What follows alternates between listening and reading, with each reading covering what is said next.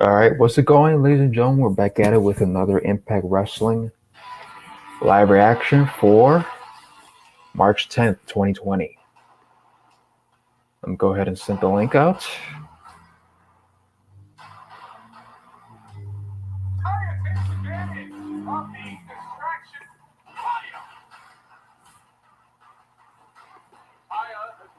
There we go.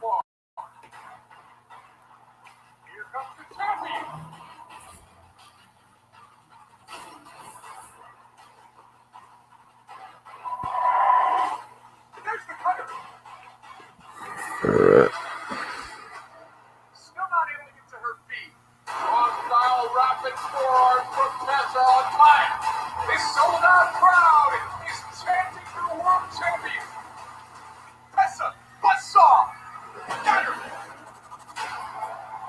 Tessa Blanchard retains the Impact Wrestling World Championship. All right. Ladies and gentlemen, your attention please. Make way. Make way!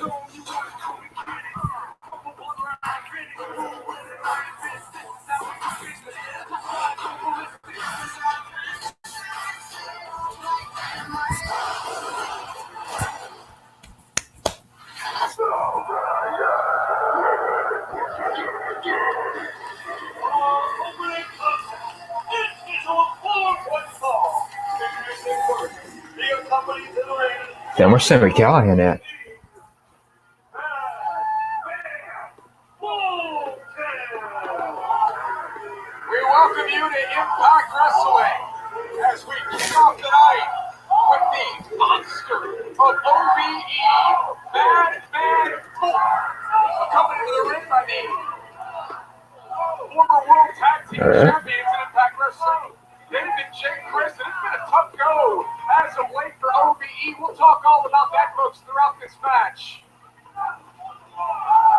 Joining on the conversation tonight, folks, on social media, follow us at Impact Wrestling.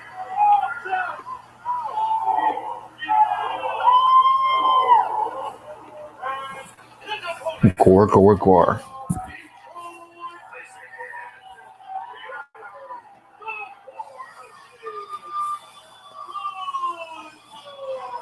Yeah, buddy. Former world champion. They love him wherever we go. Don, you've known him for quite a long time. Under World Championship. 2001, under my expertise. That man beast, that freak of nature, destroyed everything in his path and nothing has changed. Rhino mixed it up with Dave Chris a few weeks ago, but now has to deal with a completely different entity in that Shit. Okay. Great way to kick off Impact Wrestling sold out, folks. Sam's Town Casino in Las Vegas. As we barrel towards Rebellion live on pay-per-view Sunday, April 19th. Locked down at the end of the month in Windsor, Ontario. All right. On Impact Plus. Rhino against Fulton. Should be interesting.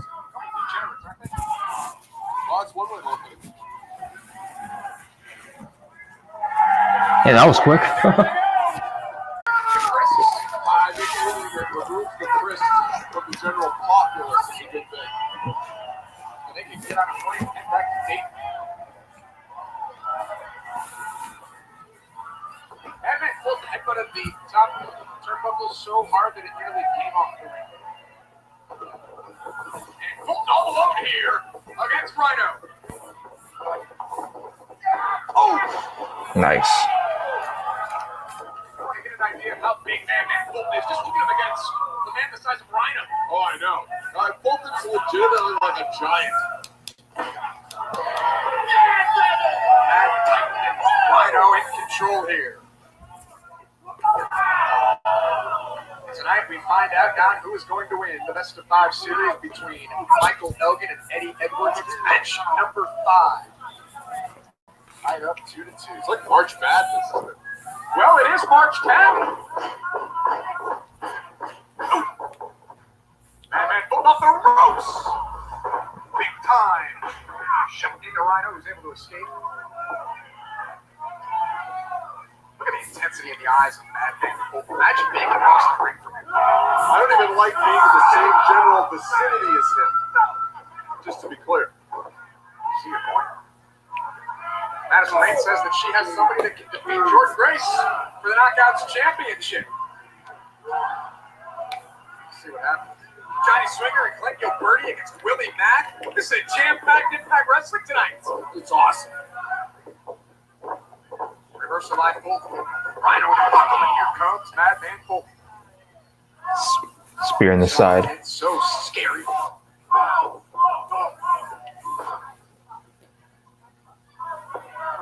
Fulton just stalking Rhino now. Do you care to make a prediction for the fifth match, the best of five series? Elgin. Really? Yeah, you don't usually like to make predictions. I'm picking Elgin.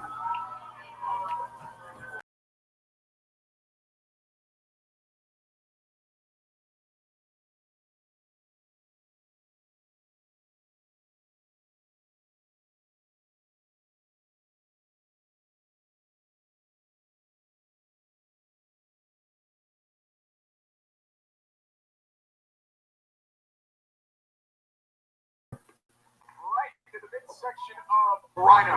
Here's the cover. Does it hook the leg? What's up? All right, we got Jay in the house. What's going on? He wants to be at every show. Impact Wrestling, that's what's going on. Oh yeah, that indie darling show. Yeah. So what's going on tonight? As far as what? Well, what match is going on right now? Oh, right now it's Rhino against Madman Fulton. Okay.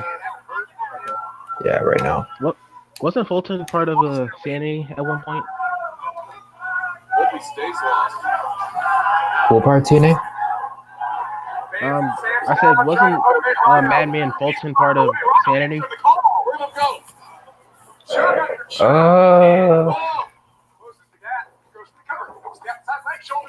I think he was. Actually, yeah. I think he was, but he got replaced. Because that name sounds familiar. Yeah. It's called being insane. Hold and calculate.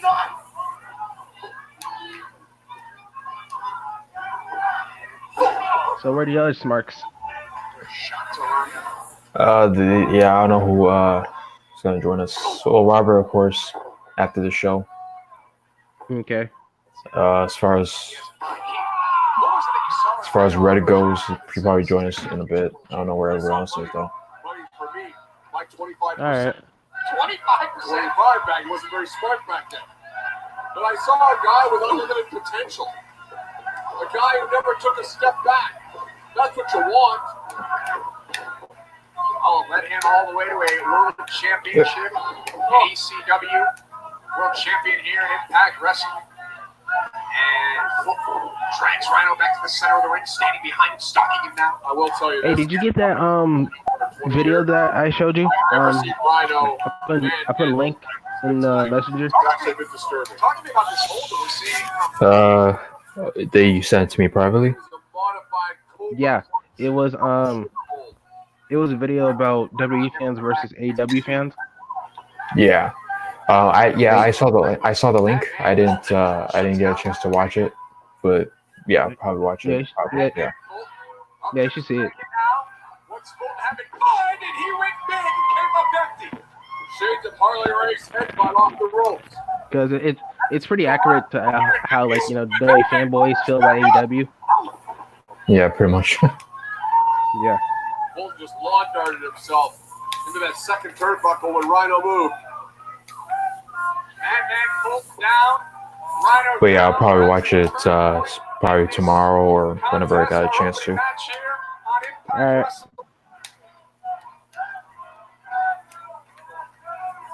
Rhino back to his feet, right behind him.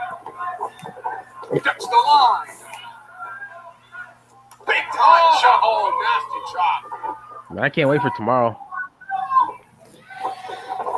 Into the Oh yeah, that's that. Yep. Yeah, that's where actually everybody shows up. I mean, you can't blame him. AEW is great. Yeah, very few people actually join for the Impact Wrestling anymore. Mm. Want to see you go? Full turns. Oh, low kick. Batman. Oh. Drops Rhino. Cover. Hooks the outside leg and a kick out at 2. Let's see.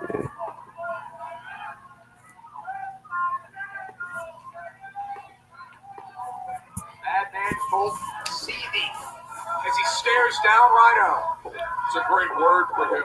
Seething with rage. Oh. He's clutching at his lower back as he went into the turnbuckle. Rhino now sets it upside down and Bolt connects. The longer this match goes down, I think it would have to favor Rhino, correct? No. Look at this. Why? Oh, missed. Bolt throws through in there. Rhino with gore. There's the gore. There's the cover. And this match is going to end. Oh, Rhino won. Wow. Rhino victorious. Oh, he won? Rhino won? Yeah, he beat Fulton. Okay. Wow. Okay. Oh, we go V. The hyenas. Everything. Man, where's Sam McCallahan been? What? Lights out. Dude, I really enjoyed the storyline with Eddie Edwards and Sammy Callahan. That was pretty interesting storyline. Sabu. Wait, Sabu was there? Yeah. Throwing chairs at Is he motherfuckers' faces. is he returning? Looks like it. Oh, but he's getting choke slam. Nope. Nice block by Sabu. Super Genie. DDT. And the ECW original is here. All right.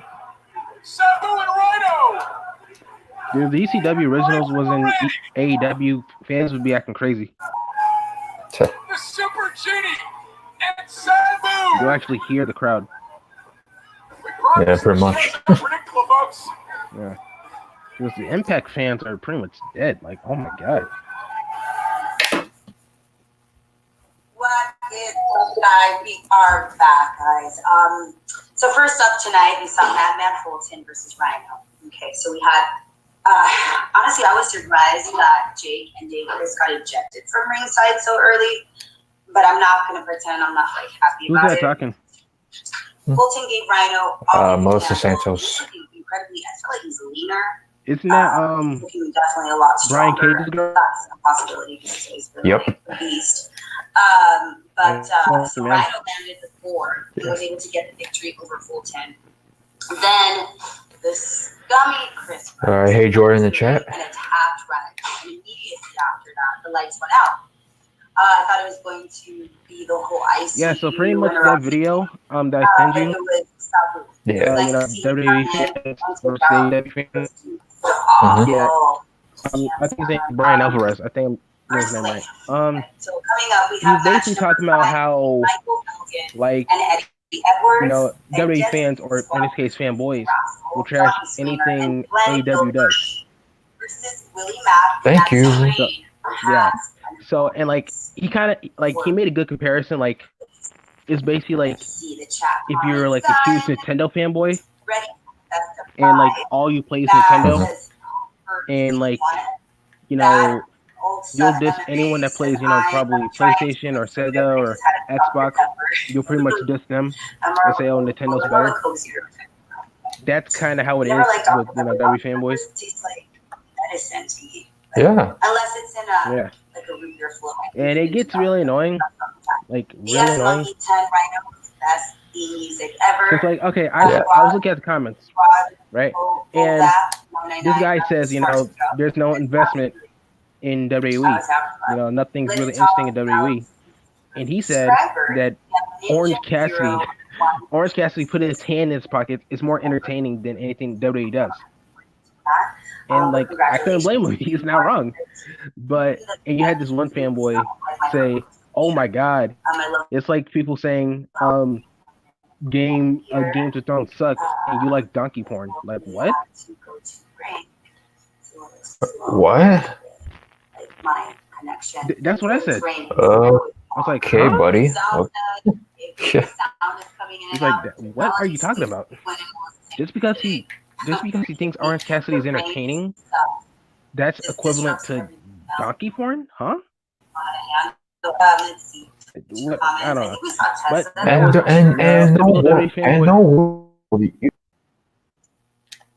in no world you compare WWE to Game of Thrones. Get the fuck out of here.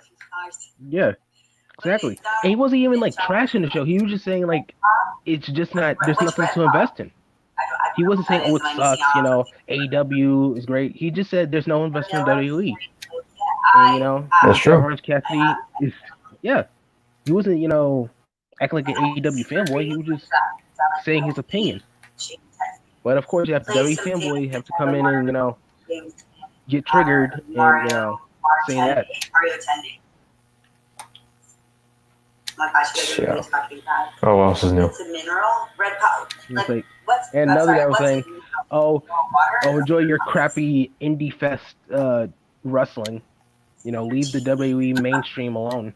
Like, AEW is not indie. Exactly. You do know it's part of a big channel, right? You do realize that WCW was in TNT, right? How's that? Mm-hmm. Yeah, that's not an indie show.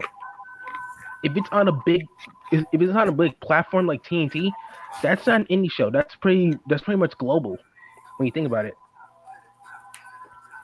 So you only say that because you see some indie guys there. And you don't realize some of the best wrestlers, legends, came from the indies. You do realize that, right? Yeah. Now Stone Cold was an ECW guy. That was pretty much the indies. RVD, he was part of ECW. That was pretty much the indies. So, I mean, why is this a cool thing to trash the indies? I don't understand. Why? Because it's not mainstream like WWE is? Although AEW is getting mainstream, so... Yeah. So I don't understand, it's indie garbage. No, it's not. Just say you don't like it and move on.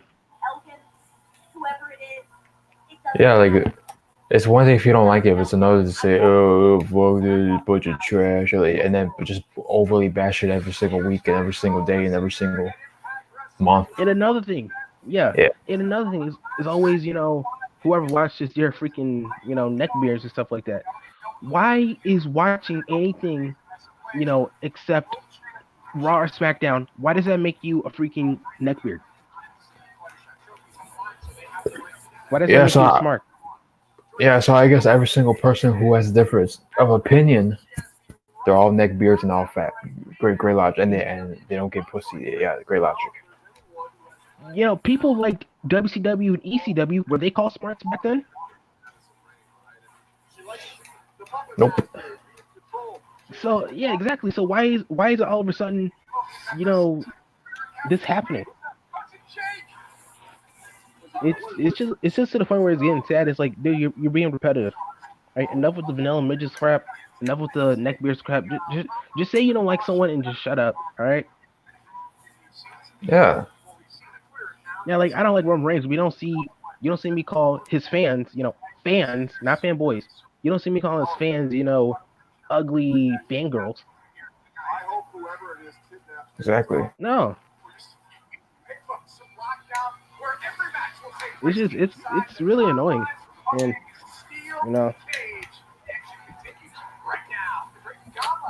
Jordan, you guys want to hear something funny? All right, what's funny? Well, what's funny? Jordan's about to tell us right now. Okay.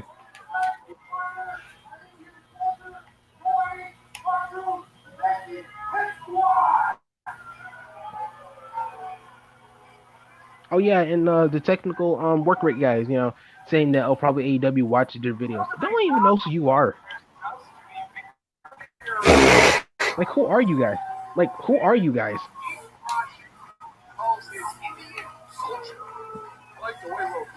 Saying they watch your videos.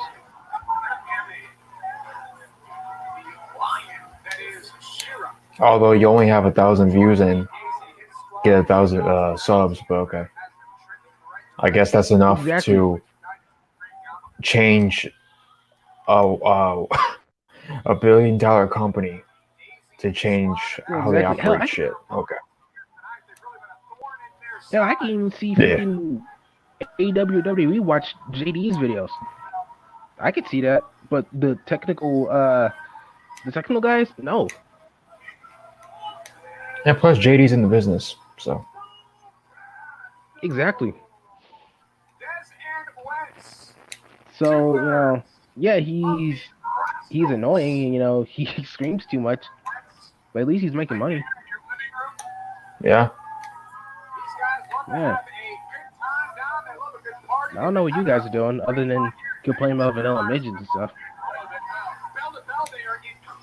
Yeah, wrestling is so dead. It's this and that, but that's the majority of you motherfuckers' videos. Exactly.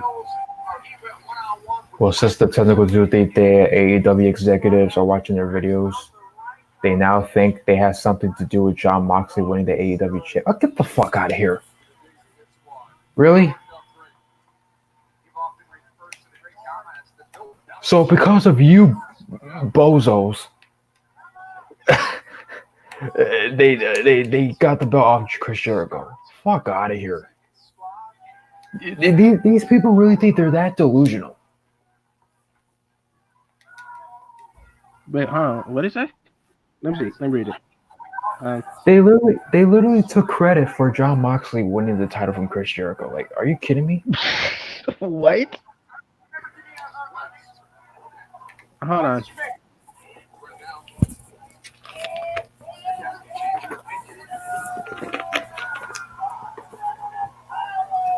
Here's the thing. If you know that, if you say executives watch your videos, how come they haven't hit you up to get a job in the company? Exactly. All right, hold on. I'll be right back. All right. Yeah, like how you know they weren't just gonna take the ball off Chris Jericho anyway? Like, are you kidding me? People wanted John Moxley to become champion. Whatever.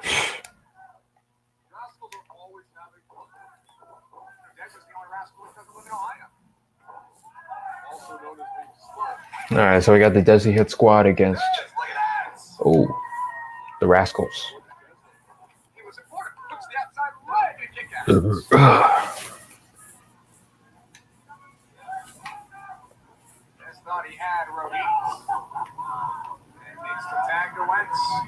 Who they watch my videos? Yeah, okay.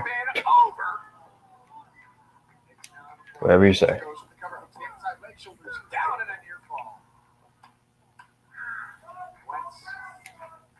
So well-rounded, needed an MMA and pro wrestling before making the decision to go full-time as a pro wrestler. When Rohit breaks the hold, goes to the eyes of Wentz, back heel trip on Dez. Rohit is so confident, so cocky, egotistical, but he backs up in the ring now. He really does. Yeah, man, that's what I've been saying the whole time. Whatever tastes it. But of course, once you say, oh, fuck you, blah, blah, fuck off.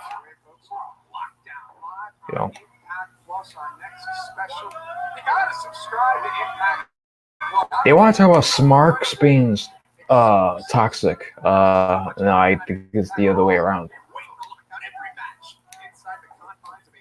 Especially on the internet. A shark cage.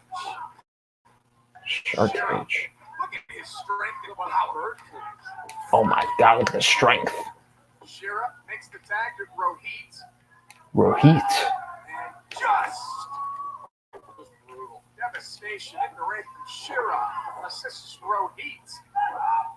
Oh, here's Rohit. The cover hooks down that leg, and Dez gets off the canvas at 2. Wentz was spending a lot of time over there arguing with the official now. It allowed the Daisy hit spot for a little 2-on-1. Perhaps the Rascals could use someone like Greg Donovan. Well, everyone can use a little Greg Donovan in the last one. Yeah, but when the Daisy hit squad lose, he beats them. Well, that's motivation, right? You don't want to get beat, so you don't lose. Well, they've been on a winning streak as of late, so don't take away anything that the Greg Donovan is. As only he can, and Wentz rolls through. It's down Shearer, grab strike. Rohit misses the knee. Look at Wentz. Oh. Oh. Looking for a German skating switch. I'm back. But whatchamacallit, like they were saying, oh, hey, if you got connections, hey, get a job. Exactly. Like if you have that much of an ego to think that you can that you can make AEW better, then go work in business. And I want to see you book at least one show, and let's see how it turns out. Yeah. I guarantee you, they're just gonna make the big guys, crush the small guys. That's how it's gonna be it. Yeah, because they love big sweaty men. Speaking of which, have you seen the new WWE 24/7 champion, Riddick Moss? Yeah, I've heard. I the saw guy when. that beat. Yeah, Ricochet. Yeah, he's pretty much the guy that to beat Ricochet. And this week I heard he beat Cedric Alexander. Yeah. Wow. So apparently they're making the 24/7 champion actual belts for some reason. They're not doing the whole running away with the belt shtick anymore, or at least not in this moment. Yeah. Yeah. I mean, it's pretty much already a jobber title, so why should I care for a guy like Riddick Moss when all he has is a jobber title? Yeah. He's beating these guys like Ricochet and Cedric. I should give it to him. I should care. But the only thing I care about is the fact that Ricochet and Cedric are getting buried. They're getting buried by nobody. And that sucks. And that sucks to say, because I'm pretty sure the guy, Riddick, he probably does have potential, but I guarantee you, if WWE did push him, they would find a way to, screw him up, and fans will probably get tired of him or just hate him, like Roman Reigns. Because they didn't give me a reason to care who this guy is. He just came out of nowhere. Yeah. And on top of that, Ricochet, supposedly, from what I heard. Oh yeah, hey, your girl's there. Katie Van Dam, but yeah. Oh yeah. Okay, but go ahead, finish what you just said. What was that? The finish you about to say? You were saying something? The fuck?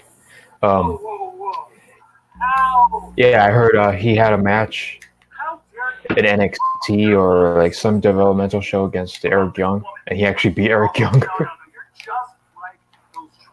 He was probably. Oh god, here we go. He was probably in main event because I don't think a guy like Riddick would beat Eric Young in NXT. It's probably that main event show. Speaking of main event, Ricochet was actually in main event.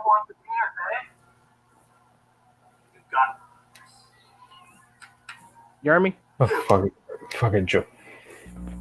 So I was trying to listen to Joey Ryan was saying it was talking to two fat wrestlers. I forgot who they were, but basically say, "Oh, you guys are just like people on the internet, a bunch of marks." Are you kidding me? Joey Ryan, get the fuck off the TV screen. Wait, is Joey Ryan a heel? Is he a heel? No, he's a face, I think. Or you know what? y'all are watching Actually, I don't know. Twitch. So Desi, Anyway, Yeah, I so couldn't for hear main exactly event, what. Yeah, go ahead. Yeah. yeah. So Ricochet was actually Yeah, in the main or the event volume. show.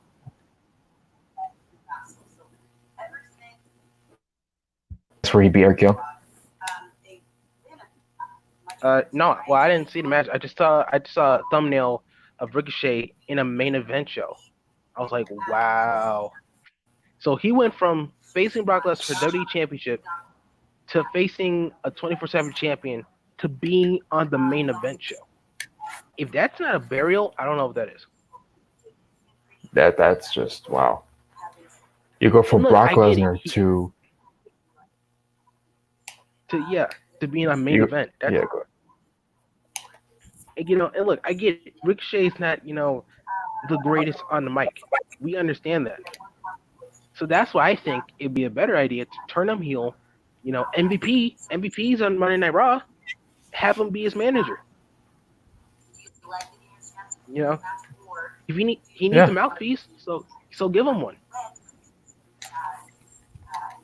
You know what I'm saying? You give freaking Brock Lesnar a mouthpiece. You gave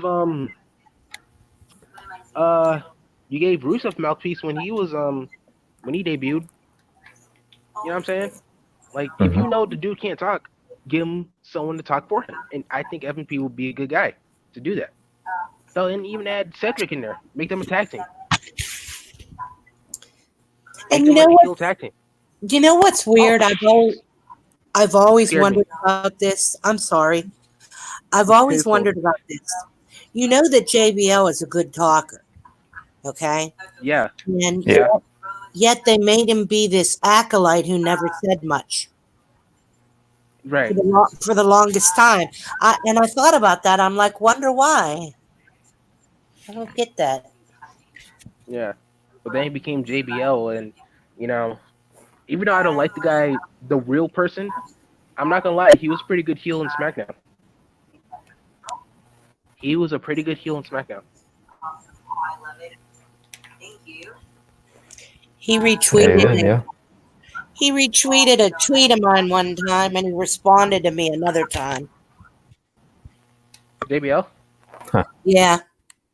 What do you say? I haven't been on tweet for the longest time. Oh, he said, I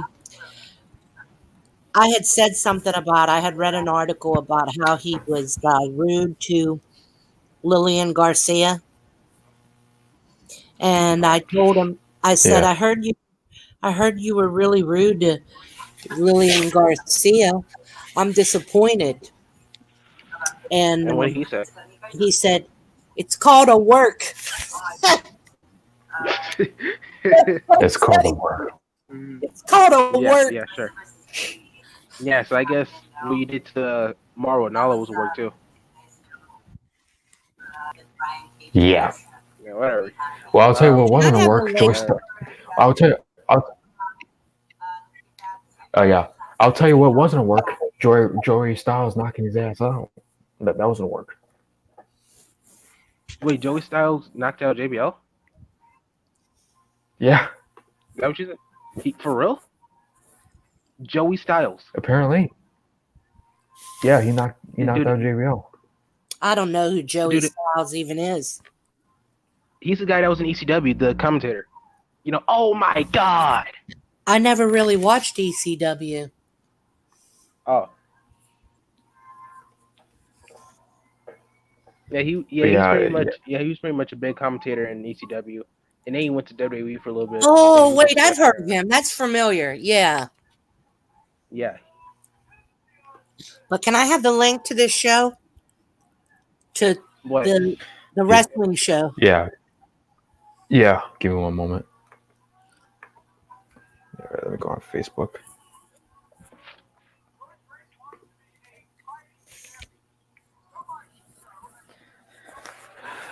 But yeah, Kat. So two certain YouTubers, Jordan was telling me in the chat that these two guys took credit for Jon Moxley winning the belt at Revolution. Yeah, the technical work rate guys. Why did they take credit for it? Shoot, I don't know because they have a huge ego. I don't know. Yeah. I don't even know who these guys are. Yeah, me neither. They're stupid, obviously. They're just a typical anti-smart that likes to make fun of vanilla midgets and call people neckbeards. You know, nothing different. Although they never revealed themselves on camera, but Yeah, whatever. Yeah, but who cares? So yeah, they took credit for that for some odd reason. You know, thinking that AEW watches them. Like, why would they waste their time with you?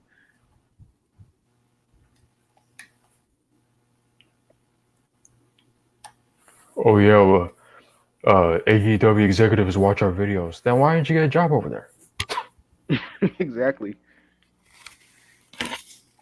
If you're so well known, go do it. Yeah, I think it's like what Rem said. In YouTube land, that little fame gets to their head. Yeah. Yeah, because they have like 1,000 subscribers or something, just like you guys. Well, supposedly they're almost at they're almost at 2,000. But yeah, either way, yeah. Yeah. So I guess it kind of got to their heads thinking that like we're famous. So you know, and John Moxley, he's AEW champion. That's because of us. Like no, It's Yeah, I mean, like, it they was were. pretty obvious. Yeah, It was was pretty obvious. obvious that John Moxley was gonna win. And people wanted to see him win, so they gave the people what they wanted. So Yeah. So I don't know why you're taking full credit for it. But this okay, isn't loading. whatever makes you sleep at night. Yeah, right. Yeah. so And, Jordan. What did Jordan say? So I know I was gonna say Lacey Evans in Impact Wrestling. What happened? Lacey Evans in Impact Wrestling. They're calling her Lacey Ryan in the chat. Oh, Lacey Evans. My bad. Lacey Ryan against Why Jordan is Grace. mine Go still ahead. loading though? I can't get the show. It's just loading. Did you try refreshing the page? It's that X up there.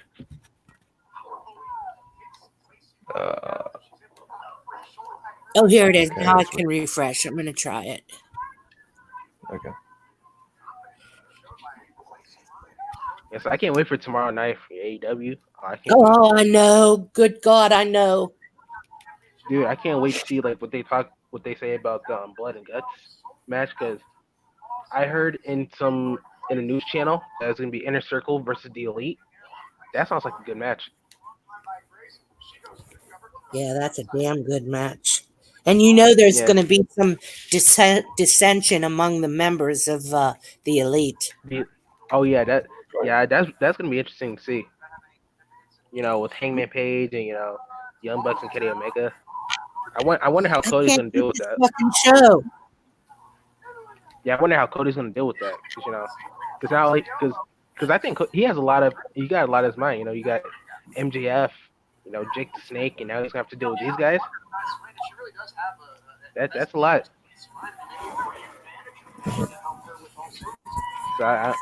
So I can't wait to see how the storyline, pulls out. Oh yeah. Yeah. Oh, and especially after the Inner Circle did the triple power bomb to John Moxley and did like the shield thing but with middle fingers. Yeah, I can't wait to see how John Moxley reacts to that. I want to see what they say. See, AEW, they get you. I'm actually invested to see what happens next. You know what I'm saying? Yeah. I actually can't wait to see what they do next. But and the other company, you pretty much don't really care what they do. Yeah, if we have enough people tonight, we might finish up topics, and we added some more topics. So we'll probably, depending on how many people are around, we might do an episode 142 after Impact. We'll see. Because there's a certain feud leading to WrestleMania that I wanted to go off on.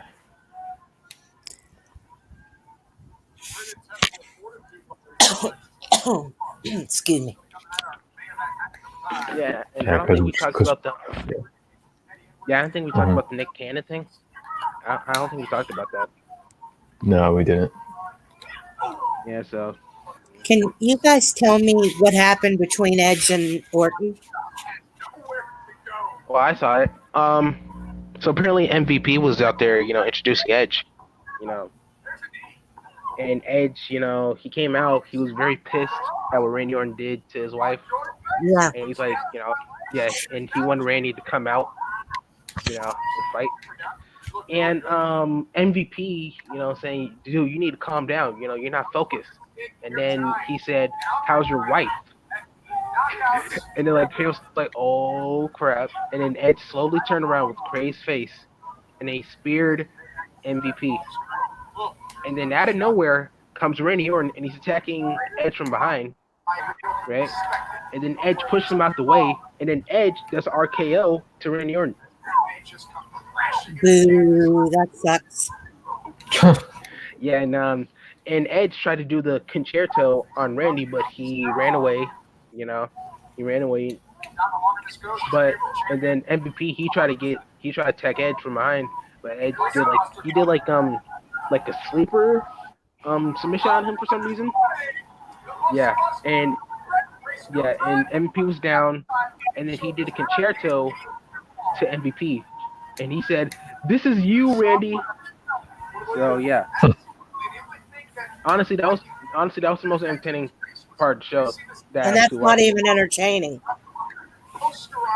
I mean, it's better than what the other people were doing. Why is WWE obsessed with all the older wrestlers? Because if it's not Roman Reigns or Charlotte, they don't want to make new stars. They don't want to build up new stars. So they rely on nostalgia acts to, bring in the ratings. But they also give them the coolest segments of the show. Exactly. And a cool storyline. Well, not Goldberg, but yeah. But he's still getting what he wants. Since when does WWE even have cool storylines? The Fiend, that was their coolest storyline. Well, the only one. Yeah. Like I said, that was the only one. But since they pretty much, had him get buried by the Fiend with a botched jackhammer in under 3 minutes. Yeah, it was pretty stupid.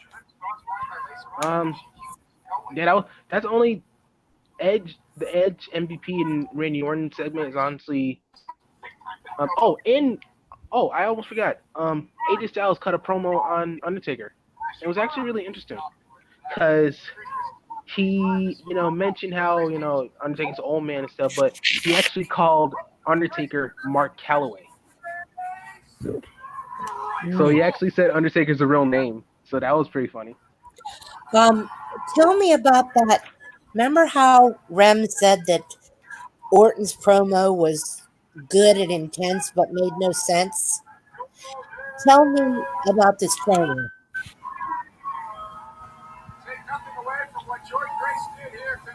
You talk about the segment from with Beth? No. You cut out a little bit, so I didn't hear what you said at the end. No, I thought there was a promo after with Beth that Rem said that it was good, but it made no sense. Yeah, that's when Randy Orton was explaining why he did what he did to Edge. Oh, yeah, that didn't make very much sense. Yeah, that's what it makes sense. Because the promo, it sound good, but it's just it didn't make sense. Like, what? You attacked Edge because you love him? That don't make any sense. Yeah. Oh, he was there for me So I had to help so he could be a father and stay at home, but that's not what a friend does. But okay. Yeah, and like PS guy was like saying some funny stuff like, "Oh, I gotta break your leg. Why? I love you." So yeah, it's basically like that. It's like that does not make sense. Well, you know what? I'm tired of WWE's double standard where they think that, a woman can put her hands on a man with no repercussion. And then the man is a total bad guy if he gets her back. Will win the call your spot. Pretty much, yeah.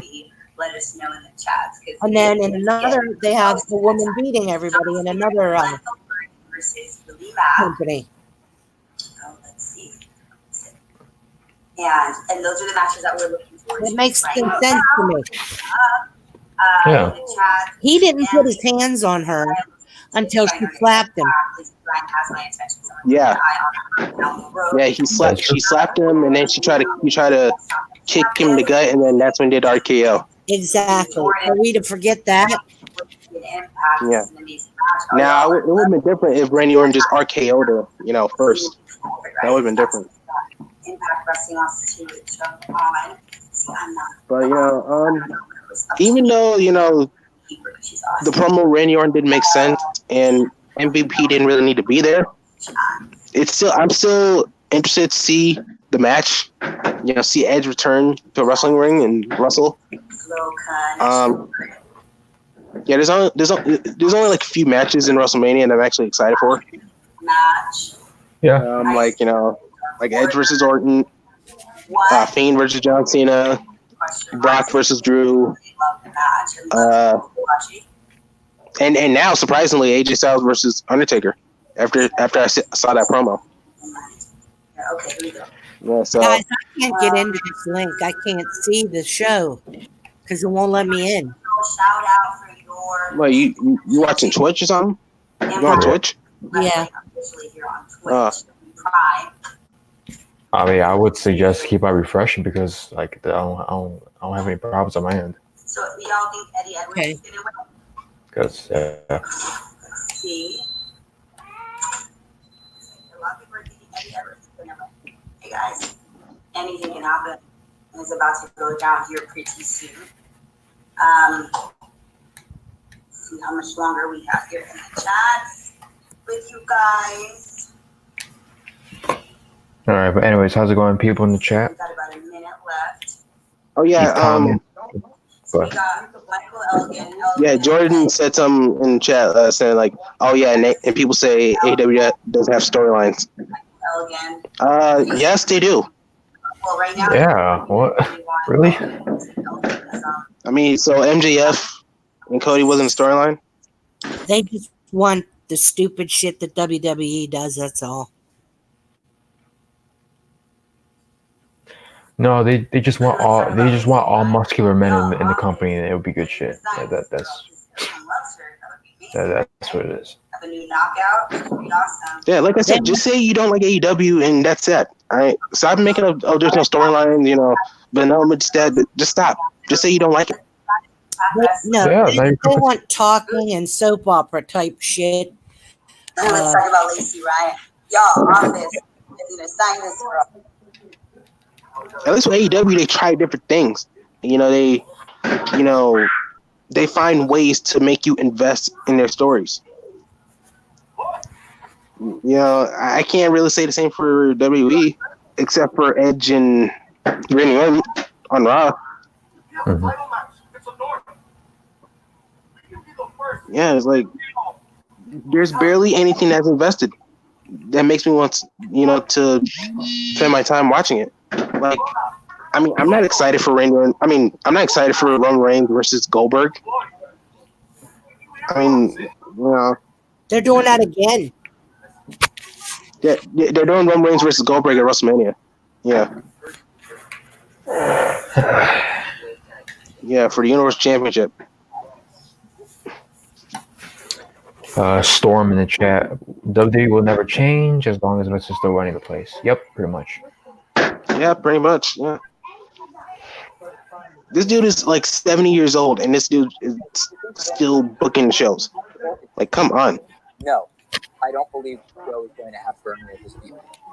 Well, you know Chris what? Sabin. Some older people, I mean, they do have their senses about them, but he doesn't seem to have it. Is it in your view? No, you don't. I feel like after 8 years of Trump, everyone will vote for the Democrat, regardless if they're a centrist. What long-term effects do you predict?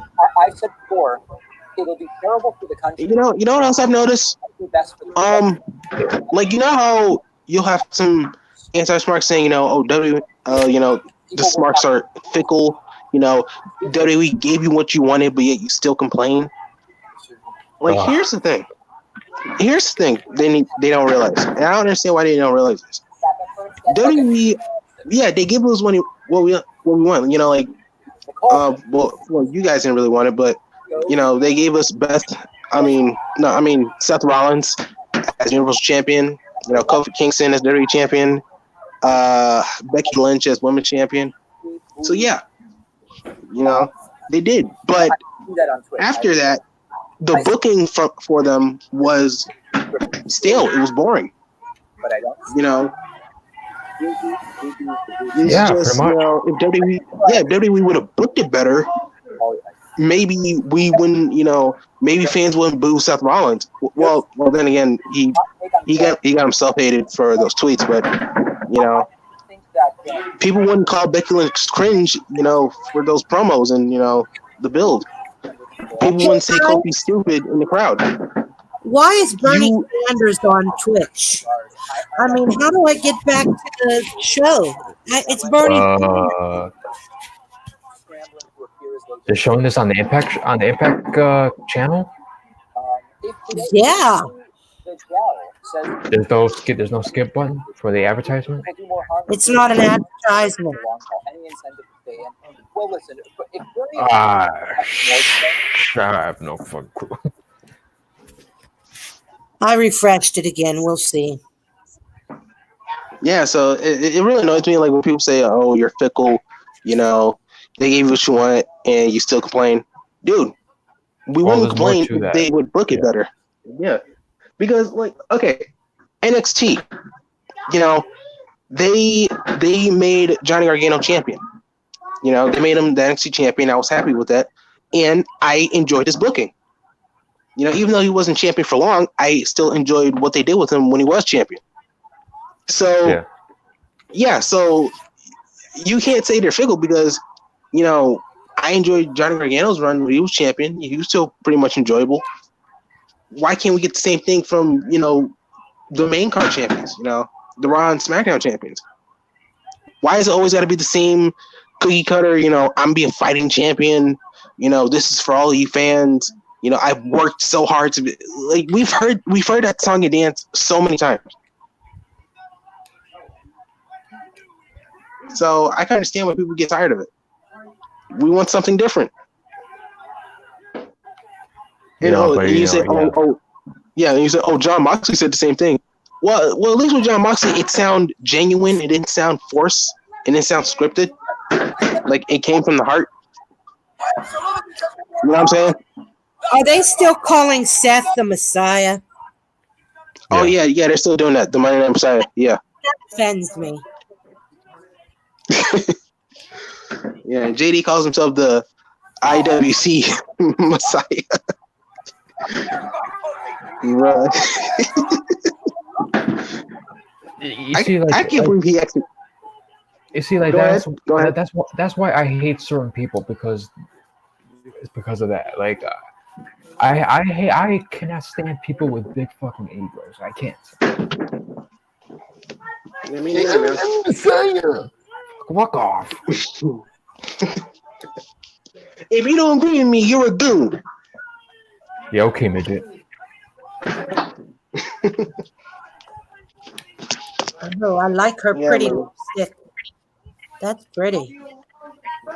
Yeah, that's true. What, Katie's booty? Yeah, it is pretty. No, her lipstick. Oh, I thought we were talking about butt cheeks. Oh, look at that, Chris Sabin. Oh, Chris Sabin's there? Yeah, he's getting interviewed right now. Oh, he's still in TNA? Or in Impact Wrestling? Nah, it's a one night appearance. I'm assuming he's gonna return for the TNA original show. Oh, okay. Yeah, because I remember Yes. Chris Sabin when he was in the Motor City Machine Guns. Is he Moose. related to Kip Saban? Yeah. Yeah, you remember the tag team, the Motor City Machine Guns? Well, Yeah. I heard of them. Yeah, I remember watching them. They were pretty cool. I think Chris Sabin was actually a TNA World Champion once. I think he beat Bully Ray when he was in the Aces and Eights. Yeah, that was for like a little short period of time. Yeah. Yeah, I'm not gonna lie. I actually enjoyed the Aces and Eights storyline. I thought it was pretty cool. Then it got ridiculous, though.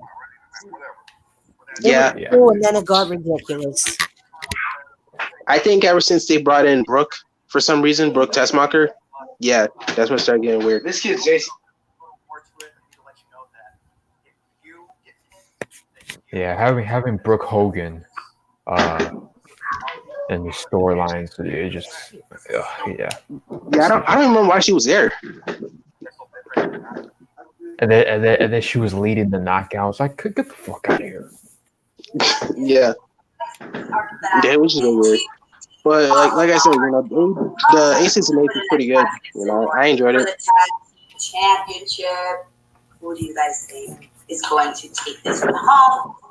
Big W. I still think that the whole Bully Ray and Brooke Hogan, getting married was kind of weird. But overall, I think it was pretty enjoyable. April 3rd at the. I like the swerve, the heel turn, because I think it was a lockdown match. Jeff Hardy versus Bully Ray. They were having a match for the TNA World Championship, and then Aces and Eights came by, and it looks like they were going to take both of them. But then I think Devon tossed Bully Ray a hammer, and he hit Jeff in the head with it, and then he won the TNA World Championship. That was like a good surprise heel turn because I did not expect that to happen. So it had good moments. The Aces and Eights. Yeah. Yeah. Storm. I never cared for Seth. I never cared about Seth Rollins. I mean, he's another wannabe Triple H leader. And that's an insult to Triple H. Fuck him.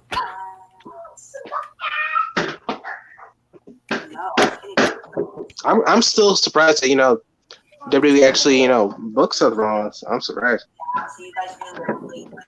Booked him to be Grand Slam champion. Because usually Triple H's favorites, they don't really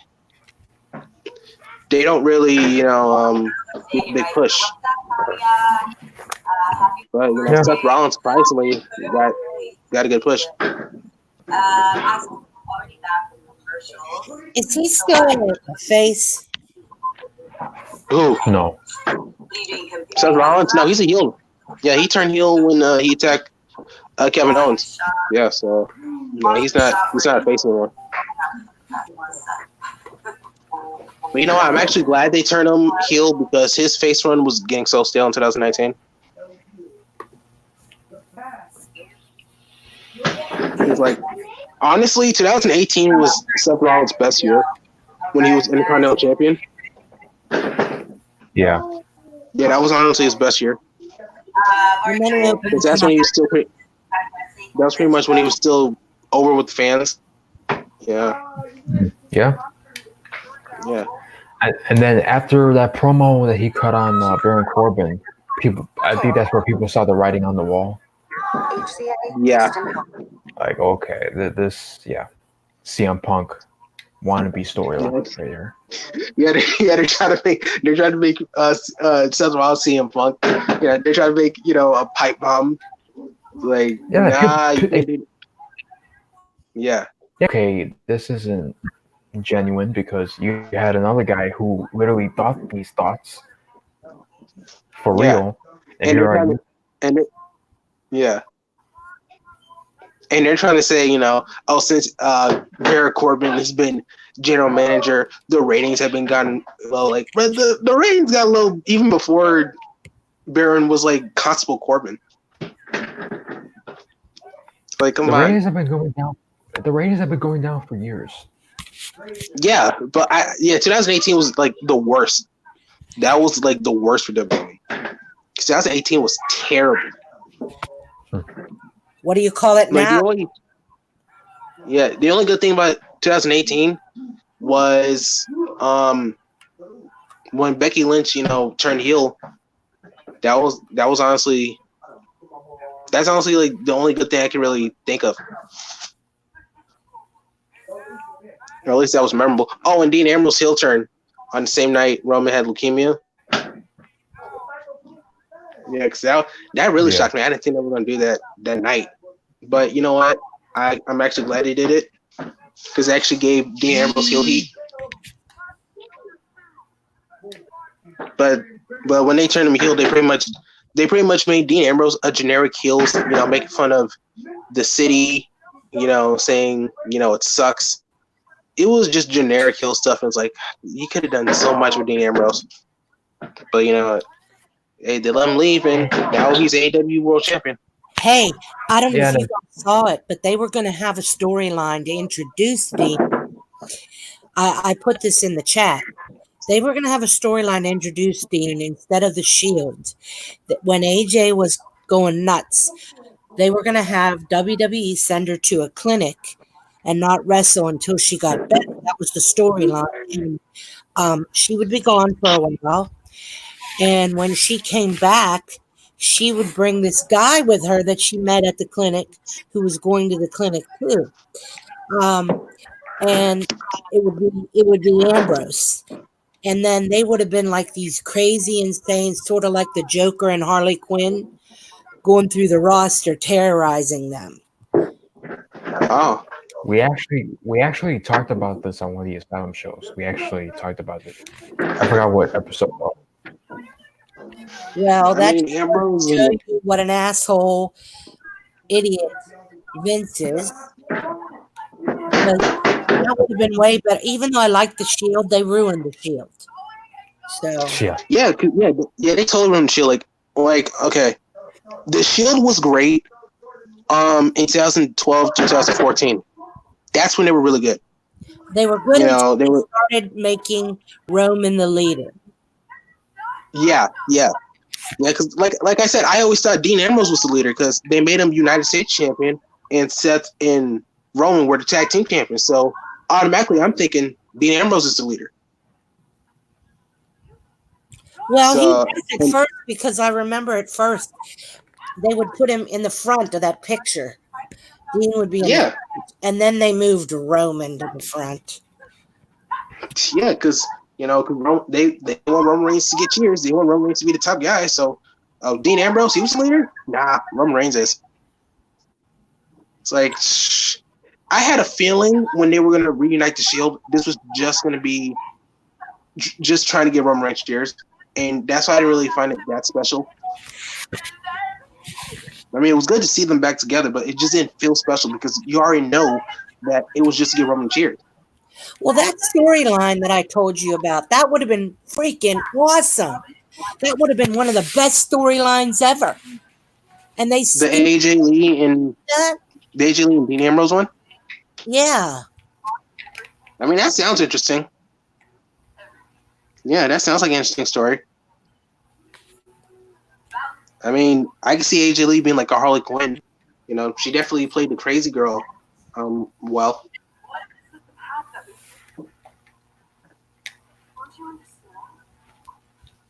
Yeah, I still can't believe the Bellas are in the Hall of Fame. I cannot believe the Bella Twins are really in the Hall of Fame. I can't believe it. I'd rather have AJ Lee in the Hall of Fame. Y'all remember that pipe bomb she did on the Total Divas? When they were talking about the Bella Twins and Eva Marie and Natalia and the Funkadactyls and stuff like that. You remember that promo? Yeah. I remember it. Dude, that promo was amazing. Like that was the pipe bomb of the women's division. That was so sick. Dude, look, I mean, AJ Lee, she was hot. She could wrestle and she could do promo. She was the total package. Yeah. She was the total package. She was great. I loved her. But ever since she wanted to retire in 2015, WWE wanted to be petty, and they wanted to make freaking Nikki Bella the longest reigning Divas champion. That was basically no finger to AJ Lee. Mm-hmm. That might have had something to do with Cena. Yeah, and the fact that CM Punk he quit. Yeah. It had to be. So that was typical WWE being petty, hating on CM Punk. So since AJ Lee's with CM Punk, they're married, they just want to spin her legacy and make Nikki the longest reigning Divas champion, which sucked.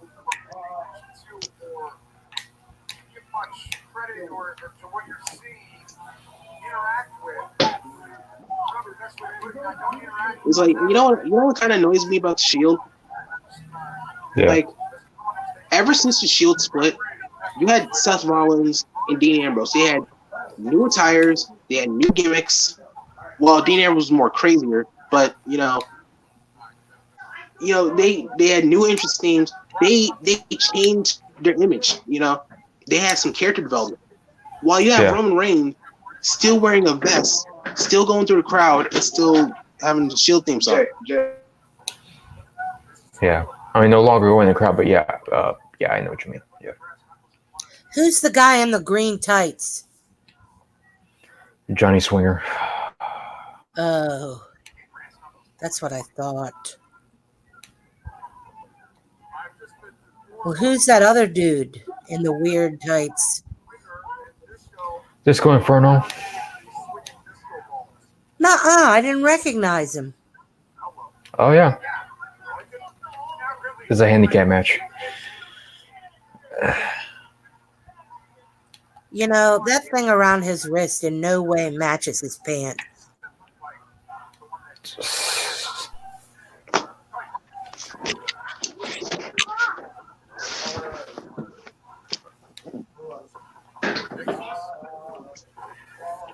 Yeah, that is Disco Inferno. Wow.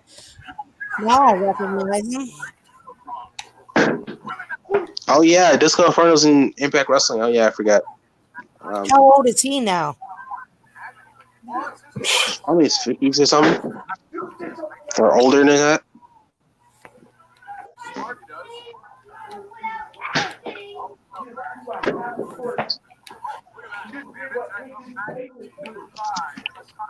Well, at least Impact Wrestling had a decent hour. Now we're heading to the dump.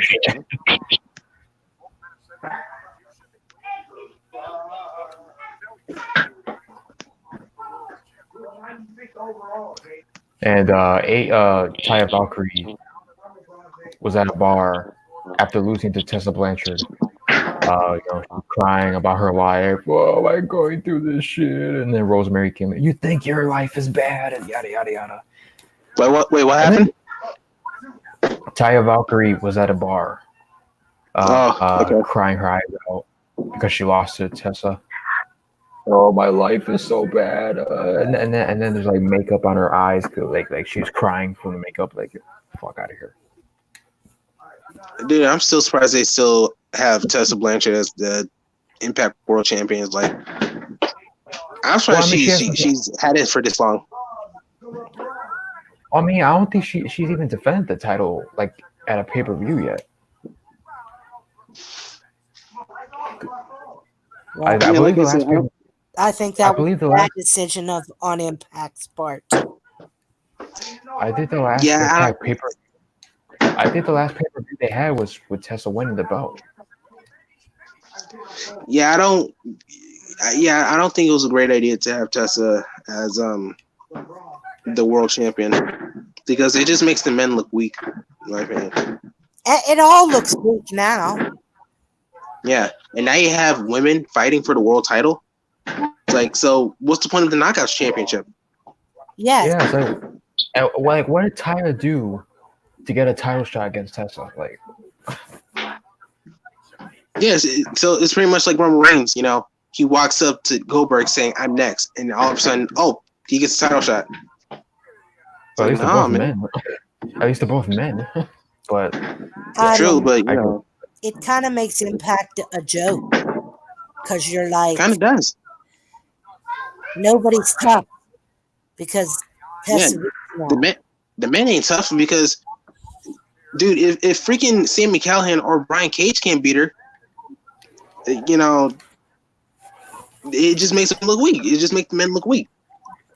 In real life, if it wasn't scripted, there's no way she'd Yeah. beat Brian Cage. Like, it's not like she's a China or something. Like, she ain't China.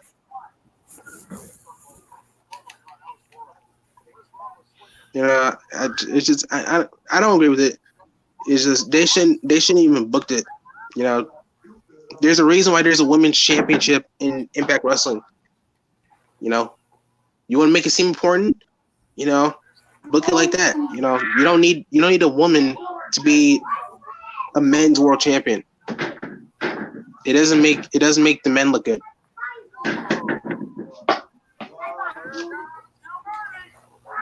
really, Disco's doing the rock bottom or people's elbow.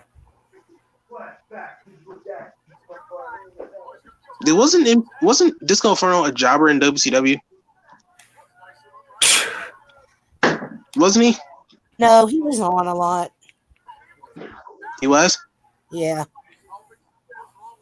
He actually won titles in WCW? I don't know if he won titles. I don't know. I don't remember. But who is this guy with the purple hair?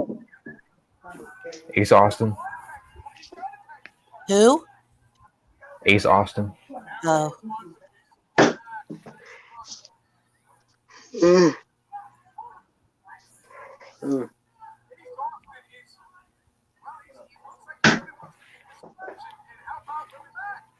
I guess Ace Austin's a face now. I guess. Is Eddie Edwards still? Does he still have the crazy gimmick and he still has the candlestick? Yeah, he has a match with Michael Elgin. I believe at the next pay-per-view. Yeah, so he still has the crazy gimmick. Yeah. Why? Johnny Swinger just looks stupid. I agree. Yeah, it's like look, like the crazy gimmick for Eddie Edwards was good when he was facing Sami Callihan and Tommy Dreamer, but I don't think it should have stayed. Yeah, what reason does he have now to be crazy? Like, yeah, because I think it overstayed his welcome. What's Sami Callihan doing these days? he hasn't been around. He hasn't been around since then. Is he injured? I have no idea. The rest of OVE showed up tonight, except for him. I mean, his face still shows up on the Titantron, but Was Sami Callihan the Impact World Champion? yeah, he's the one who lost to Tessa. Oh, okay.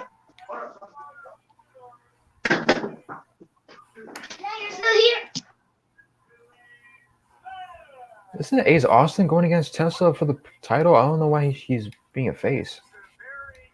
Well, not face, but helping out Willie Mack.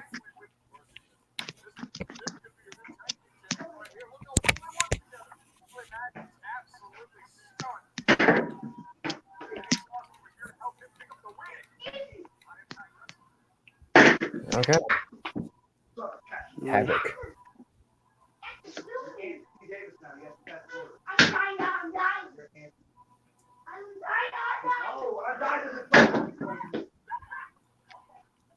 So you're gonna try to choke her again? Does anybody watch NWA Power? Yeah, it's been a while since I watched NWA. Nah, I haven't seen it.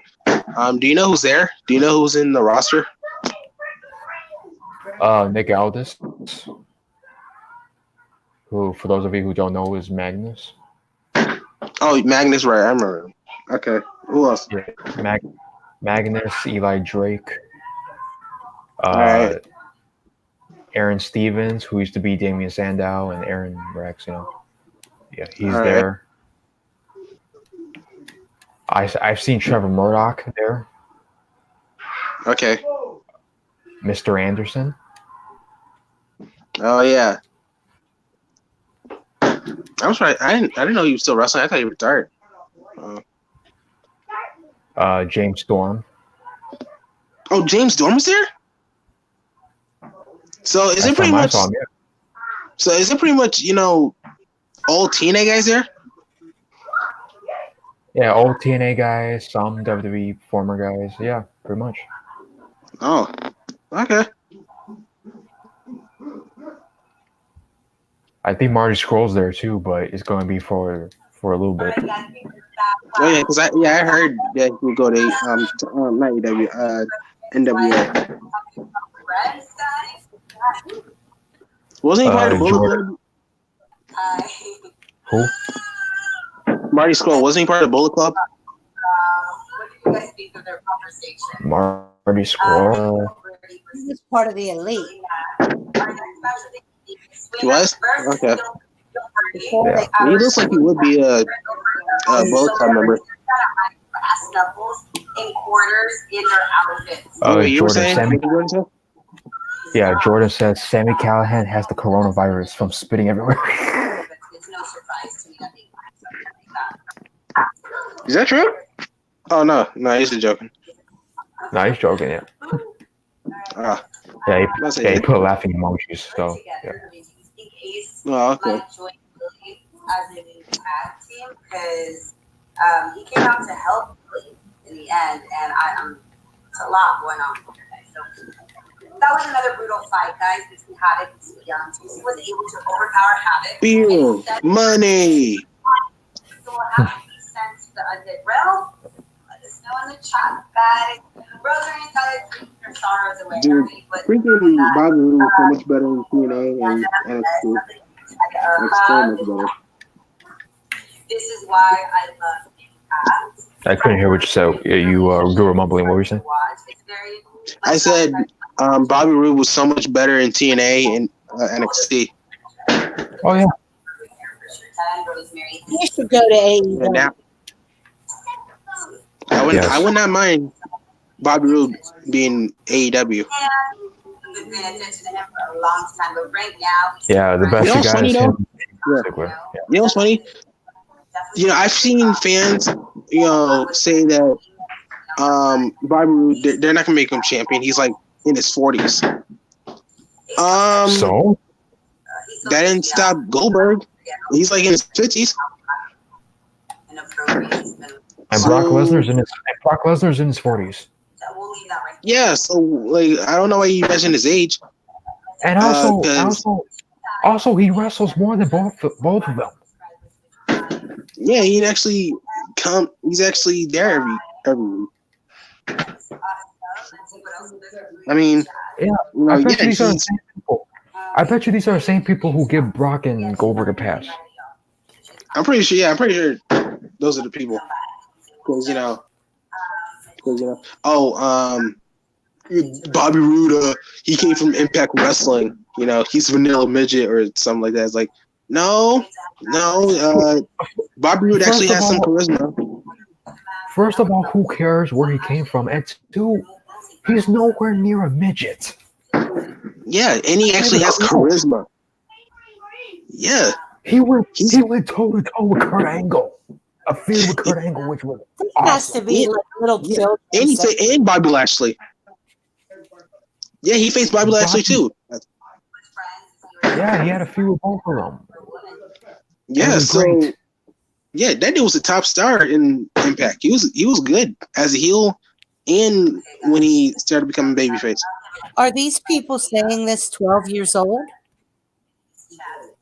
Maybe. It must be. But they don't even know what a midget is. Because look, if Brock Lesnar and Goldberg can be world champion, so can Bobby Roode. End story. You know what Goldberg needs to do? He needs to be on comedy shows because he's really funny. When he was on Goldberg's, he was hilarious. Yeah. Oh, he was in the show Goldberg's? He should do that. Wow. He was really on that show? Wow. Yes. I gotta check that. I gotta check that, man. That sounds funny. Goldberg in the Goldberg show. Yeah. You know, when I saw that show, like when I saw like the commercial for that show when it was coming up, I had feeling that they gotta have Goldberg in that show. And go figure, they did.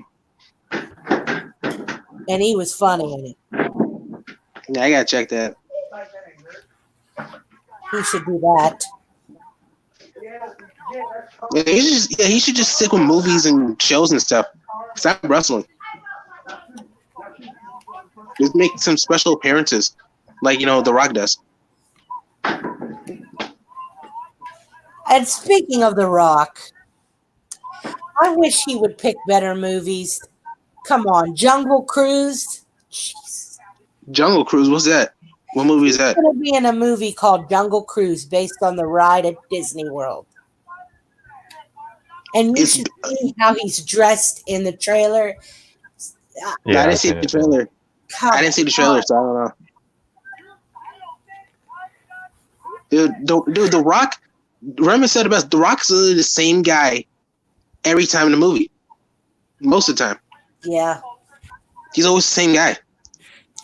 Pretty much. Dude, The Rock would do any. The Rock would do any fucking movie. Like, for real. He would do. He did a Tooth Fairy. He did a Tooth Fairy. Snitch, he was different. That was different. Remember? Yeah. Anyone remember the Game Plan movie? When he was a football player. Yeah. I actually like that movie. I actually like it. It was cute. Yeah. You know what it is, Jay? Marty Scurll. Okay, Jordan. Marty Scurll was a part of the Bullet Club and the Elite. Technically, Marty is still a part of the Elite, just haven't appeared with them since last year. You know what I can't forget? I can't forget that Halloween skit that I told you about. And that part. What? Yeah. What Halloween skit? They did a Halloween skit, okay, where they were telling Halloween stories. And in one segment, Adam Page was like Roddy Piper's character in They Live, sort of. They were on the ship, and when you put these glasses on, you could see the aliens. And Marty Scurll was dying. And he's like, here, where are these glasses? And Page was like asking him questions and stuff. And Scurll goes, where are the fucking glasses? I just thought that was so funny. You'd have to see it. You should Google it. You should look it up. Because he is freaking funny. Where are the fucking glasses?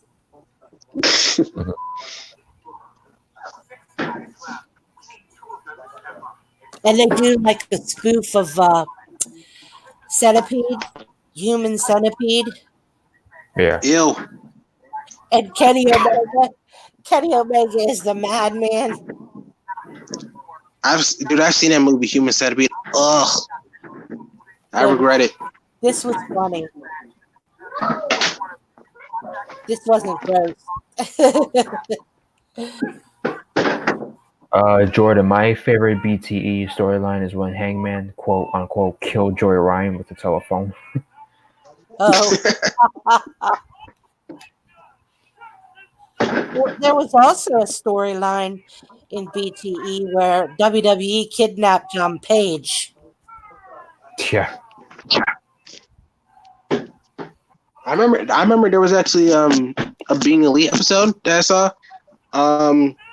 It was basically Kenny Omega versus Xavier Woods in like Street Fighter, They're like in a Yeah. Street Fighter. Yeah. Yeah, they're playing Street Fighter. I'm not gonna lie. I was actually surprised to see them, together, because you don't really see WWE, collab with other wrestling companies. So, and I like video games. I like fighting games. So, like, that was pretty cool seeing them together playing. In the episodes after that, Kenny comes in. He's wearing a New Day T-shirt. Oh yeah, I've seen. I've seen him in New Day t-shirts. It's like, oh my god, what are you guys doing? Didn't they like slap him in the face to get him out of it, or something like that? Oh yeah, I think I've seen that. Yeah, I think I know what you're talking about. They're like, snap out of this, and smacked him. Bro, I like being the elite is pretty funny. Yes, it is. How about Merch Freak? Have you seen Merch Freak? Yeah, so Kenny Omega's a big Street Fighter fan. Yeah, that's interesting. Next, I think in AEW they were cosplaying some Street Fighter characters.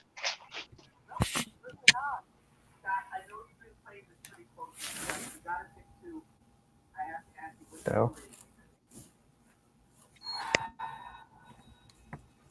For the full episode of Gut Check, subscribe now to Have you seen Jaden when Nick forces Matt to wear these goofy shirts?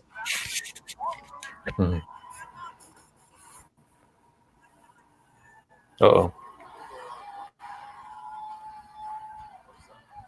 Shamrock returns to Impact Wrestling next week right here on Impact Wrestling with Big UFC. Oh, Ken Shamrock? For our main event, match number 5, Eddie Edwards versus Michael Hogan. Who's going on to Rebellion to challenge for the title? Ken Shamrock's still in Impact? I don't think he's been around though. I guess he's still there, but he hasn't been around. Dude, I miss Scarlett and Impact. Yeah, Impact dropped the ball with that one. Yeah, I remember there was this one segment where, like, I think she was working out in the gym, and for some reason she had a banana. She was on it. It's like, whoa. Yeah, I watched it on TV and they blurred it out. Like, are you kidding me? Wait. They blurred out the banana? Yeah, I was watching on the TV and they literally blurted out the banana. Like, when she was sucking. Bruh. What? Bro, it's a banana. Come on. Wow. My screen is black. Mine's too. Yeah, they might. Yeah, I think that's just how. Yeah, everybody in the chat's go. Okay, never mind. All right, guys, we are back, and we just saw Remember when Brandy kissed Kenny? Saga Moore. Yes, I remember that. On, so sign up for Impact Plus. I saw that. Again, guys, you can only watch it on Impact Plus. Try it out. I think there's like And Cody kissed I like Kota Ibushi or whatever. Cody Bushi, yeah. Cody kissed him. So our main event of the night will be the match. Will be match number 5, Michael Elgin versus Eddie Edwards. The winner will go to challenge Tessa Blanchard. They were trying to play with their minds, though. Rebellion. Mm-hmm. Find They out were what happened. playing with Kenny and Kota's minds. Okay. I want to see what you guys are thinking in the chat. Twitter and this is so entertaining to watch. I love that people. They are good together. Little cheating, little, but they're good together. I've never seen Johnny Bravo this mad. He's a little firecracker, right? He's always like. I kind of like the outfit that Elgin was wearing. Chill, and then I don't know what that is, but that's like intense, right? I see you're gonna have to stream. I hope not. What was that you were saying? I said I kind of like that outfit that Elgin was wearing. Oh, yeah. Not here Tony got upset about Okay. that check. I want to purchase this new disco ball shirt. Like your hair, thank you for a ponytail.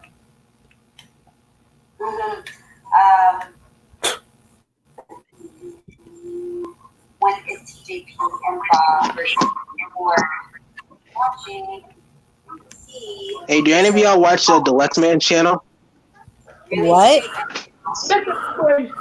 Here and there. Do y'all The watch Lex the Man Lex Man? on YouTube. No. Never heard of it. He's the guy that people say he's the Whoopi Goldberg of wrestling. I need to be the ring announcer. Yeah, here and there. Why? Yeah. Yeah, I was just, because I watch his channel sometimes. And, I was thinking about when he was talking about the burial of Ricochet. Yeah. Yeah. Robert He makes watches good videos. Yeah, Robert watches the Lex Man. I know that. I thought that they were pushing Ricochet to the moon. No. I mean, they give him the U.S. Championship, but that's pretty much it. It was funny. The same people, right? Oh, whatever says to Ricochet. Well, yeah, I'm glad I let you get big. Shut up. Shut the fuck up. Yeah, I'm glad that Vanilla Bitch got squashed and he's buried. I'm like, dude, shut up. Talk about objectiveness. He deserves to be a jobber.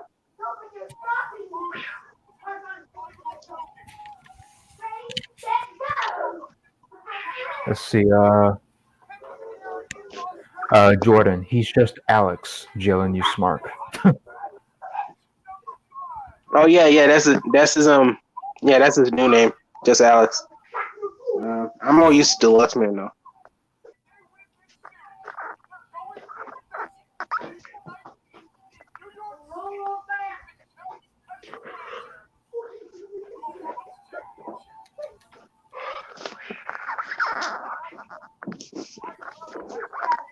We're doing a show tomorrow on AEW, aren't we? You better. Yeah. No, I'm kidding. Yeah, we are. Yeah, I can't wait for AEW, man. That's gonna be great.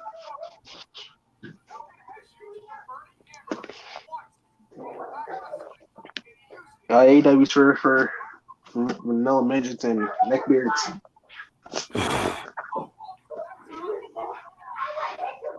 Yeah, no one's the draw there. What the fuck is that person talking about? Who said that? It's just a t-shirt company. I don't know where that insult came from. A t-shirt company? Like, what are you talking about? Personally, I think that some people are being humbled right now because AEW is doing so good. Yeah, I'm grateful that Yeah, AEW that's is doing so good. It got a million subscribers in YouTube, so that's pretty cool thing. I love the way they treat their fans. Yeah. Oh, it won't reach the WWE's. They got like 5,000. They got like 1,500 subscribers. Who cares?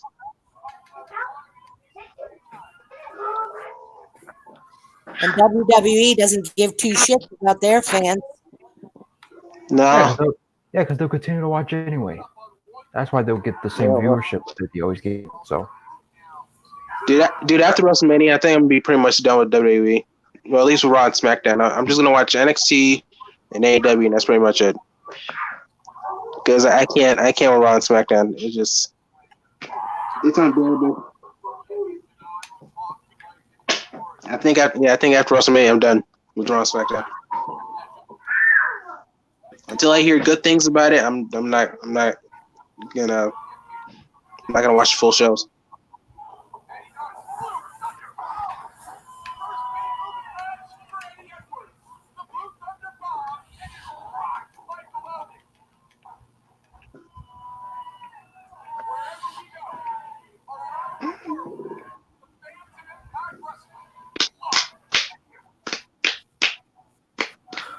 Triple H started the Piss and T-shirt company insults at the Hall of Fame ceremony. when he threw shade at Billy Gunn, saying he would buy that pissant company just to fire you again. Wow. Oh yeah. Wow. I remember that. I remember like when you guys were talking about the Hall of Fame, y'all were dissing Triple H for that. I don't think that Tony Khan would ever sell it. No, hell no. Isn't like Tony Khan like a millionaire? Yes, he is. Yeah, so I doubt he'll he ain't I gonna heard do he that. was a billionaire is what I heard. He's a billionaire, yeah. Oh, he's a billionaire. Oh. Yeah, so I mean, hey, you can make fun of him all you want. He's making money, so you can say, "Oh, he looks like a nerd." So what? Yeah, you can say, "Oh, he looks like a nerd." Oh, he's making money, so Oh, he's a nerd, but if he owned NWA, oh yeah. yeah. If he owned NWA, oh, he's a legend. Oh, he's great. Oh yeah, sure, okay. How ironic Triple H calling AEW pissant company, yet AEW has beaten NXT in the ratings for the 10th week in a row. Yeah. Even I can say that. I'm an NXT fan, but even I can admit that. Yeah.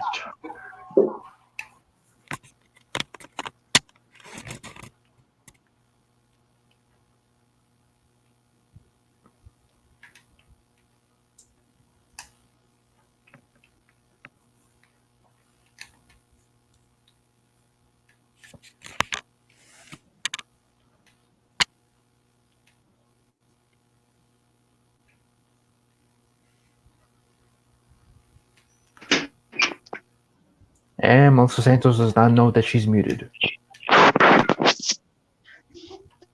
Oh wait, was she talking and there's no audio? Technology 1. Yeah, now here. Yeah. 0. Oh, okay. Match started hot, and they are clearly not going to just bow down. It's not an easy win for any of them. Their speed, athleticism, and Eddie, man, I don't know, man. I don't know if it's in your hair, but he is not going to bow down. Eddie looks like he's. I don't know. I know a lot of you guys want Shahid Khan, Tony's father, and Tony himself are billionaires, and they both have way more money than Vince separately. Yeah. Really? Yep. So they could buy them out. They could buy WWE. Yeah, you think they could? Damn, if they're richer than Vince McMahon. Like I said, you can make fun of him all you want. Call him a beta, call him a nerd, all that. He is making money. He is a billionaire. Yeah, while you're all sitting your fat asses talking shit online. Exactly. Talking about Smarks this, Neckbeard said, hey, AEW, they're making money, they're living a dream, they're doing their thing. So it's just sad that you actually have people like that, just hating on AEW just for the sake of hating it, just because it's not Raw or SmackDown. So, dude, just grow up. You know what? I'm gonna, regardless of that, I'm gonna enjoy the fuck out of it. Yeah. Their negativity is not going to stop me from enjoying AEW. Of course not. It's like they actually. I'm still going to watch. They think they're going to deprogram us from AEW somehow. It's like, they won't last a year. They're gonna be shut down in a few years. Why do you want AEW to fail? It's but they just got a contract for 3 more years. So yeah, so I mean, they ain't going nowhere. But like the fact that you want it to fail is just pathetic. It's like, why? Why all of a sudden you want it to fail? You see, now you're being a biased wrestling fan. If you want because you don't like a company, you want it to fail. Like, fuck off. It's like you stay in your own lane, and we stay in ours. Right. Exactly. You go watch your WWE. Well, we enjoy AEW, and that's it. Oh no. While you guys sit there and bitch about WWE, we'll be in AEW enjoying the product. Right. Yeah.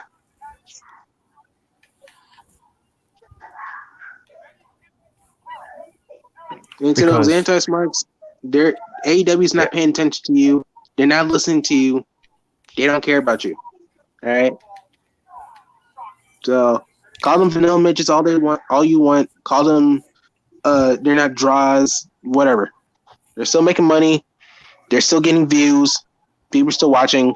So, the fans are in the crowd are still loud. So who cares? Who cares what y'all say? Tony is worth $7 billion. His dad is worth $7.5 billion, and Vince is only worth $2 billion. See, dude is richer than the man that's been chairman of this company for years. And how old is Tony? Give me a moment. Tony Khan. He is 37. 30. I thought he was younger, but dang, 37, and in like freaking Vince McMahon is like in his 70s, and Tony is richer than him. That is impressive. And Shahid is 69 years old. Yeah, that's impressive. And Vince is 74 years old. Yeah. So, yeah, they have a lot more money than Vince. So nobody's going to buy them out. Yeah, they're not gonna they're never gonna buy AEW. That's not gonna happen. Yeah, for Triple H to say, "Oh yeah, we're gonna buy the company. It's gonna be a t-shirt company." Yeah, so much for that. Yeah, but that t-shirt company is doing way better than freaking Raw and SmackDown.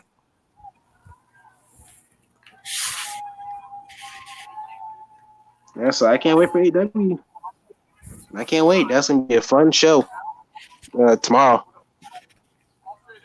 I can't wait what happens with Jake the Snake. The Elite, the Inner Circle, John Moxley. I can't wait for that. I want to know who the Exalted One is. Yeah. Oh yeah, in the Death Triangle. Oh, that's awesome to be called the Death Triangle. I love that name. Imagine the Death Triangle versus the Inner Circle. That'd be sick. Yes, it would be. The battle of evil shapes.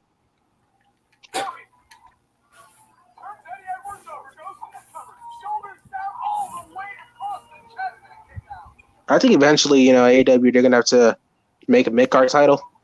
They got to, because they already have women's championship. They already have, the AEW World Championship, Tag Team Championships. They're gonna need a second-rate title. But God, they got to do something with that with the women's division. Oh my God. Yeah, you got to fix that. Yeah, you need some division, the women's title. Yeah. See, we're criticizing AEW. Do you see that? Not everything in AEW we praise. So, I just want to say that there's some things we criticize. Yeah. An amazing match. How Eddie are just delivering blow after blow, and it's just not stopping. That DDT straight to the head that he took from Elgin, I thought that was it for a second. I'm not gonna lie. It was like, hell no. Two.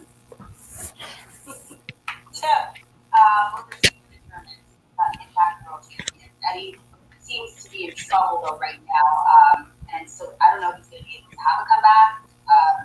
What is happening? Man, this is a really good match. We'll find out who wins after this next ring. I'm sure that Elgin in the chat is going to win tonight at Rebellion. Man, I don't know. The elite. The elite.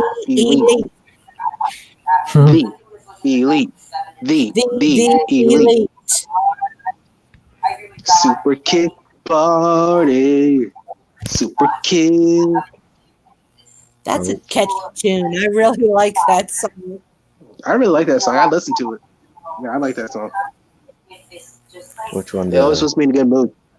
The Being Elite theme song. Yeah. Oh, Good yes. Christian boys making some noise. The song is so catchy. I'm not gonna lie. It was on Mega Red. So, Yeah, hi. What's up with Mega Smart? I was on Twitch, so I didn't see you come in right away. What is going to happen? I have no idea. Let's get back to the show. Let's get back. Yeah, he just shut up. We're with you for the duration of match number 5 in the Golden Shot Trophy Series. Michael Elgin and Eddie Edwards. The winner of the match has already said that their shot will be at replay. Dude, RBD's girl, man, is so. Oh my god. Dude, Katie is amazing. Is he high again? Dude, with Katie, I never focused on RBD, to be honest.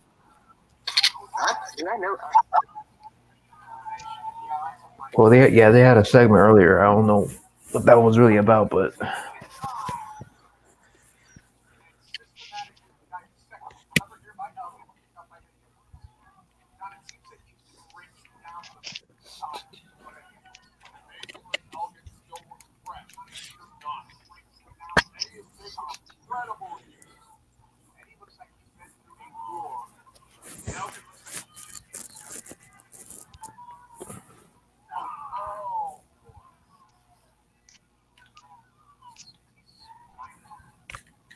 how has everyone's day been? It's been okay. Nice. Yeah, I'm fine.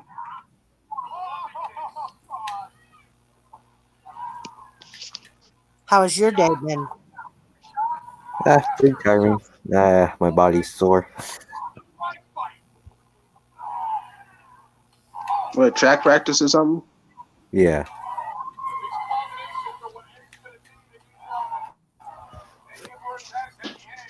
Have you ever heard of biofreeze?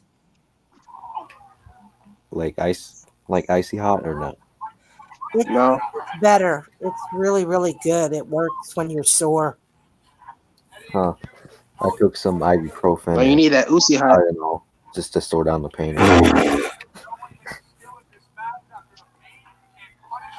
You need that Uzi hot. That'll definitely help you.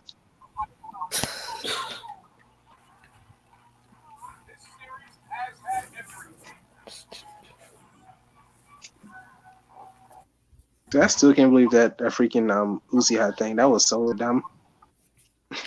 You had the freaking revival acting all stupid. Really?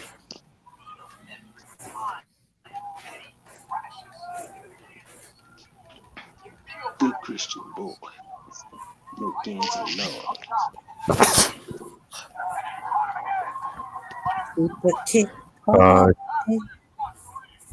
Jordan, my favorite BT song is the Elite Warrior song whenever a match is made for a pay-per-view.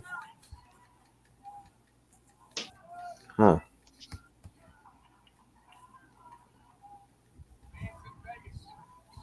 Wait, who's even wrestling? Moxley's theme is great too. Yeah, I like John Moxley's team. I listen to that too. It's really good. John Moxley. Yep. Oh, that female referee's birthday was yesterday. Which referee? Of All Elite Wrestling. Oh, the female? Yeah, it was her birthday yesterday. Aubrey something. Yeah. I did not know that. My birthday to her. Yeah. Dude, I can't wait to see the Death Triangle. I want to see how they booked them.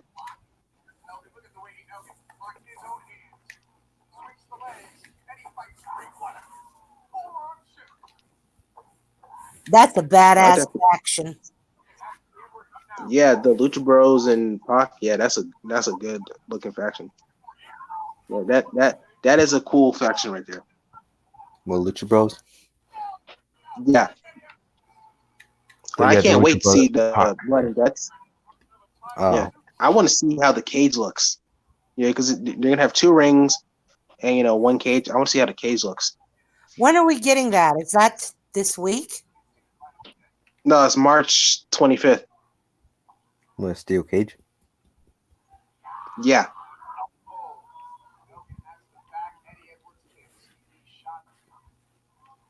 Has AEW, not AEW, has Impact Wrestling ever had like a steel cage match or no? Yeah. I think they're gonna announce the rules for Blood and Guts tomorrow. Huh. You see, people in AEW, they prepare, they get ready, they got everything lined up before the shows even happen. Not like Yeah. WWE with Elimination Chamber. Exactly. Bunch of lazy motherfuckers. Dude, the build for Elimination Chamber was non-existent. All that build went to Super Showdown, not Elimination Chamber. Super Showdown didn't even need to happen. Super Showdown more like super shit down, basically. Super Slowdown. Or Stupid Slowdown. Super shit man. Dude, that pay-per-view did not need to happen. They should have been focused on the freaking Elimination Chamber pay-per-view. Yeah, but instead they wasted the time in Saudi Arabia with forgettable, stupid matches. And, that pretty much, they didn't have that much time to really build up Elimination Chamber. They only had like a week just to build it up, and then they have no build up to it. Yeah, the women's Elimination Chamber didn't really have that much build. And the freaking tag team Elimination Chamber barely had build at all. I mean, the match was decent, but like it had no build. Yeah. I mean, out of all the matches, I would say the tag team one was honestly my favorite. It was all right. I mean, like, my best Elimination Chamber ever, where some people were saying. So. And I get people's opinions in the end of the day, but it's like, why would you rate Elimination Chamber 80%? Just saying. The Elimination Chamber was freaking. I give them like a D. Like there were some good things about it, but overall it was just forgettable. The most forgettable pay-per-view of 2020. Exactly. The only matches I remember was the Elimination Chamber matches and AJ versus Alistair. That's pretty much it. I think the opening match was Drew Gulak and Daniel Bryan, if I remember right. Oh yeah, that match too. Yeah, that was pretty good. But everything else was just forgettable. And then the kickoff. Honestly, the kickoff match, I'm just like, why is this even a match? I forgot what it was. What was it? It was Viking Raiders versus the Edgeheads. Oh. Yeah. Dude, they didn't involve the Edgeheads in the Randy Orton Edge storyline. Have Randy Orton, attack them or something. Yeah, it would have made sense. Yeah, and probably next. They'll probably be next, and Randy will probably go for Christian. They'll probably go for Christian. Yeah, and then at WrestleMania, Orton and Edge, they'll fight, and then maybe Randy Orton wants to leave, forget this match, and then Edge X comes, and then Beth Phoenix come, and then freaking Christian come to block their way. Oh yeah. I mean, that's how I would book it. You know what would be great just for like a one night reunion if they have like Legacy reunite with Randy Orton, Cody, and what was the other guy's name? Ted DiBiase Jr. Yeah, DiBiase Jr. I doubt that's gonna happen since Cody's in AEW. I mean, like, wouldn't you love to see them, then versus, now, all three of them together? I mean, it'd be interesting. Maybe Seeing them together again. It'd be good for nostalgia. But that's maybe pretty much it. AEW. I'd like to see the three of them in AEW.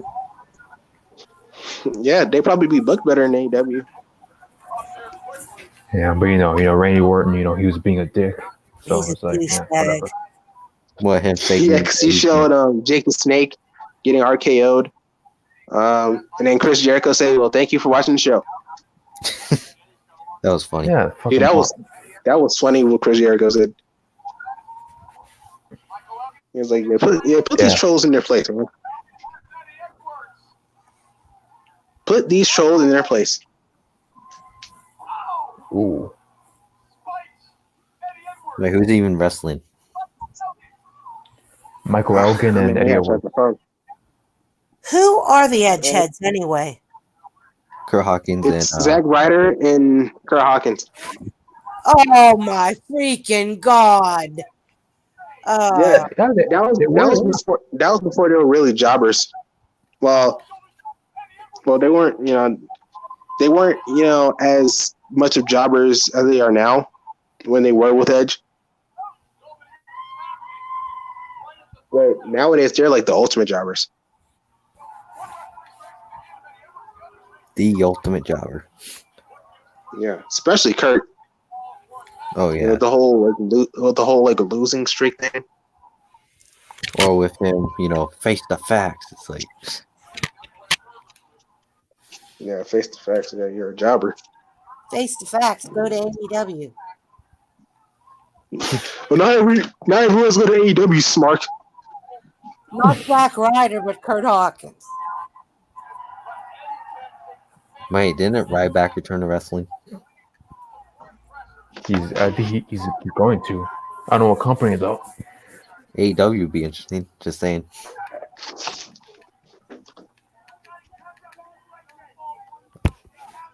Yeah, it would be interesting. Imagine between him and Moxley a feud for the title. That'd be cool. Hey guys, I'm gonna step out. I got to charge my phone. Okay. Okay, Right. see you later. I'll probably see you later. But if I don't, later. Later. Wait.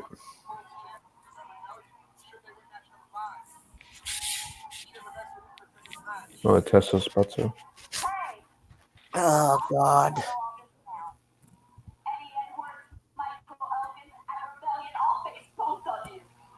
Are you kidding me? Is she crazy? Tessa Blanchard just said, I'll face you both. That triple threat. See what I mean, Christian? Yeah. That's confidence. Triple threat. So let's go. Well, Michael Elgin. Let's go ahead and make them worthless too. And do it at the same time. You want to fight too bad? Well, I hope Michael Elgin wins this triple threat at Rebellion. This is unbelievable. I mean, Wait, how long has Tessa Blanchard held the title for? who the winner is? I forget. Since Hard to Kill, which was a couple of months back. Damn. Hopefully you don't. It feels like it's been. It feels like it's been long, but it's not. It hasn't really been that long. Huh. She only defended like twice. Or was it more than that? I don't remember. Yeah, let's see. Let me look it up. Hard to Kill live reaction.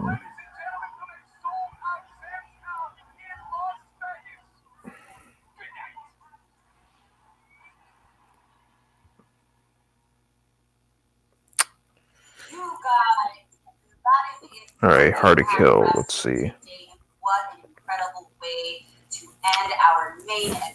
Oh, it's just January. Oh, wow. January. Yeah, so 2 months. It's like the quickest 2 months I've ever seen. Got the pin, or did he tap out? Well, World Championship match Still with needs to Rebellion defend it, will yeah. now be a three-way match. All right, let me send the link out.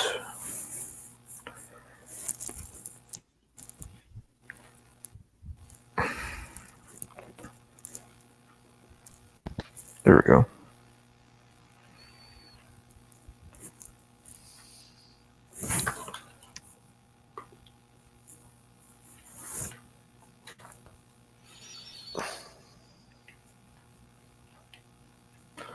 Impact Wrestling tonight. It was an okay show.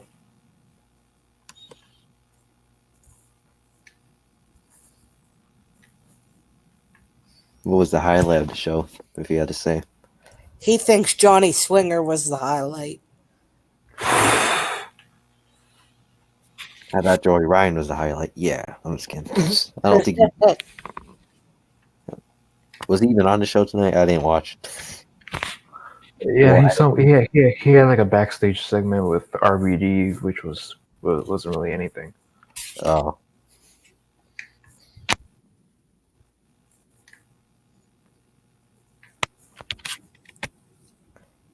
can anyone just imagine Joey Ryan in AEW? No, I don't want to. Oh man, I can already picture a freaking feud between him and Sonny Kiss. They'd make it work, though. They can make anything work. Well, just hopefully, if it's not someone being assessed with hitting someone's nuts, then I'm fine. I'm pretty sure everyone remembers that Shinsuke and AJ feud. Yeah, nonstop kick to the balls. Yep, I'm pretty sure at this point AJ can't have any kids, so that sucks for him. But Seth he has was plenty. allowed. Seth was allowed to kick people in the balls whenever he was a face. Yep. So I guess Shinsuke can't, but Seth gets a pass. And win the title. Yep. I'm the Beast Slayer. No, you had to cheat to win. And McMahon doesn't Twice. even realize when people hate his face. I kind of hate his voice. I'm the Monday Night Messiah. It's like, shut up.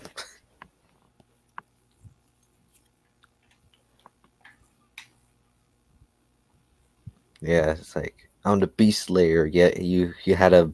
I'm pretty sure he cheated twice to win the title from him. Or was it once? Because I know he did a nut shot at WrestleMania and beat him. You see, that's WWE's logic. If it's a face, anything they do is 100% justified. And if Brock Lesnar hit not AJ Styles, Seth Rollins in the nuts, it would have been, well, everybody hate Brock Lesnar. It's a crime. Or try to get him more heel heat, but probably give him more cheers than anything. And I don't think, I'm sorry, as good as AEW is, I don't think they're going to be able to turn the fans on Paige. No.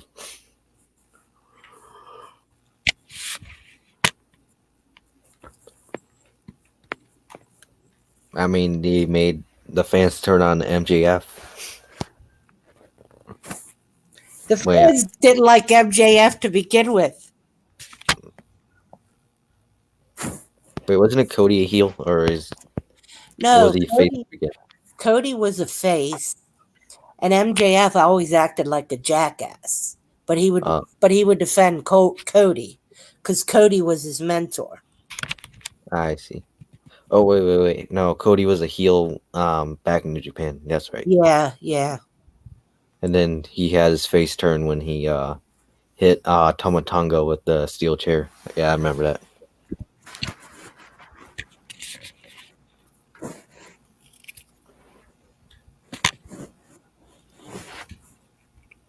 Wait, wasn't it Kenny Omega a heel like 3 years ago?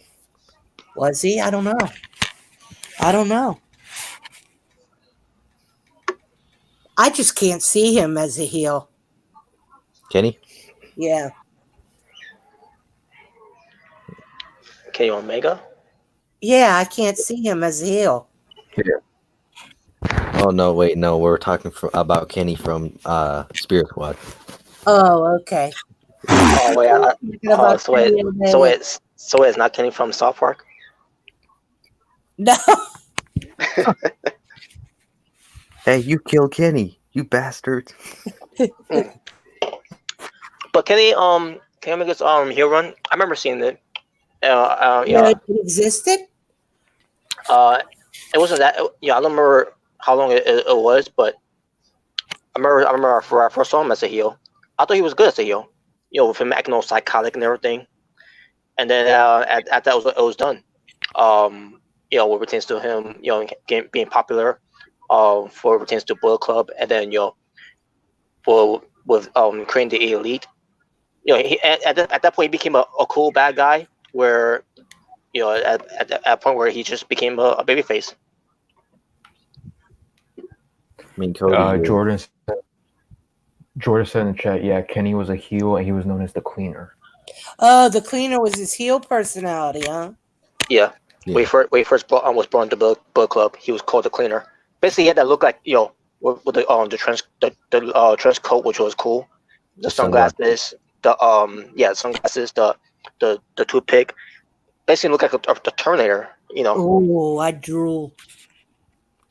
And that's what it was. He was he's basically he looked like the Terminator, and that's why he he did that. That's why the move that he does, the tope con hilo he does is called Rise of the Terminator. With the whole thing where he's doing the Terminator pose, on his knees, and then you get the crowds doing the Terminator beat. Yeah. No, the Terminator had a beat. Yeah.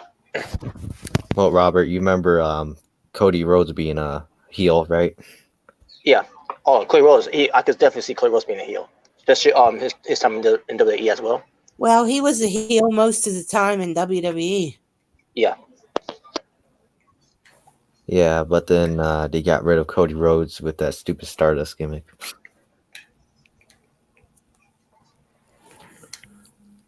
All right, Robert. Yeah. So your thoughts on Impact tonight?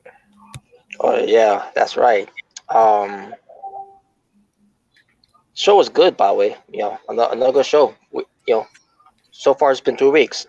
3 weeks, I meant to say. Excuse me. And all good shows. So the opening match, Matt Fulton went against Rhino. I thought that match was decent opener. I wasn't that crazy about the match, but basically OVE was first ejected out of a ringside because they didn't want any shenanigans. It was just 1-on-1. Rhino got the win. Also, OVE came out, and then also see the lights goes out, and I see myself, it's either Sabu or it's got to be, someone that's going to appear. And then as soon as I saw Sabu, well, no surprise there. So Sabu was there. Why took him this long to finally show himself after everything happened with Rhino and RVD? I don't know. But he's there now, and he's going to pair with Rhino against this feud with OVE. And then they're adding Tommy Dreamer later. Now, Robert, before we talk about everything else, yeah, you know where Sami Callihan's been? I have no idea. And yes, I know pertains to the storyline that he's we're not supposed to see, we don't know where he is and everything, but outside of Impact Wrestling, I have no idea where he is. I don't know what if he's doing as promotion, behind the scenes and all that, because he's got his own promotion in Ohio, and basically we're just wrestling. But yeah, I haven't heard anything about Sami Callihan after him being away from Impact Wrestling. Yeah, Jordan said earlier in the chat that it's the coronavirus from all the spitting. Oh God. Well, hopefully he wasn't affected by that. Yeah. But yeah, so yeah, I guess next week Chris Bay is gonna make his debut. Debut? That's what I'm hearing, by the way. Because Mr. Santos said, well, it's not his full-time debut, because I don't think he was signed at the time, but now that he's signed, now he's I guess now you can say it's his official debut. Yeah, so I was say he's been on the show before. yeah, he's been on the show before. So yeah, it's the Kofi Kingston lookalike. Yeah, the better blonde version of him. Yep. Anyways, and also Tina Dashwood. Let me mention her too. Tina Dashwood, more of her with a new look and everything. We'll see where it goes. Let's see what they do with that. Is she gonna be a heel? I think she probably will be a heel, based on what they're doing with her. With her it's all about her looks and everything. So we'll see. Wait, Tina Dashwood's in Impact. Yes, she's hasn't been featured. Because they brought her in with not much hype behind her, and then she was gone after that. And now she's coming back. She's gonna be repackaged and basically. Now, what's it supposed to be about? By the way, with her, basically, going out there, with those nice outfits and that she's wearing, and then she's going to every city and everything. Like, what's that supposed to remind you of? Which yeah, I was distracted. What were you talking about? Tina Dashwood, about everything they're doing for her with his vignettes. What do you think that's all about?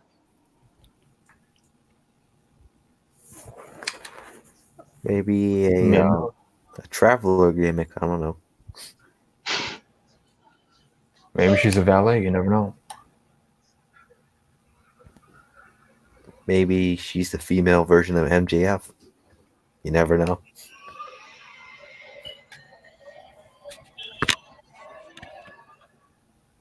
MJF. I don't see that in Tina Dashwood, but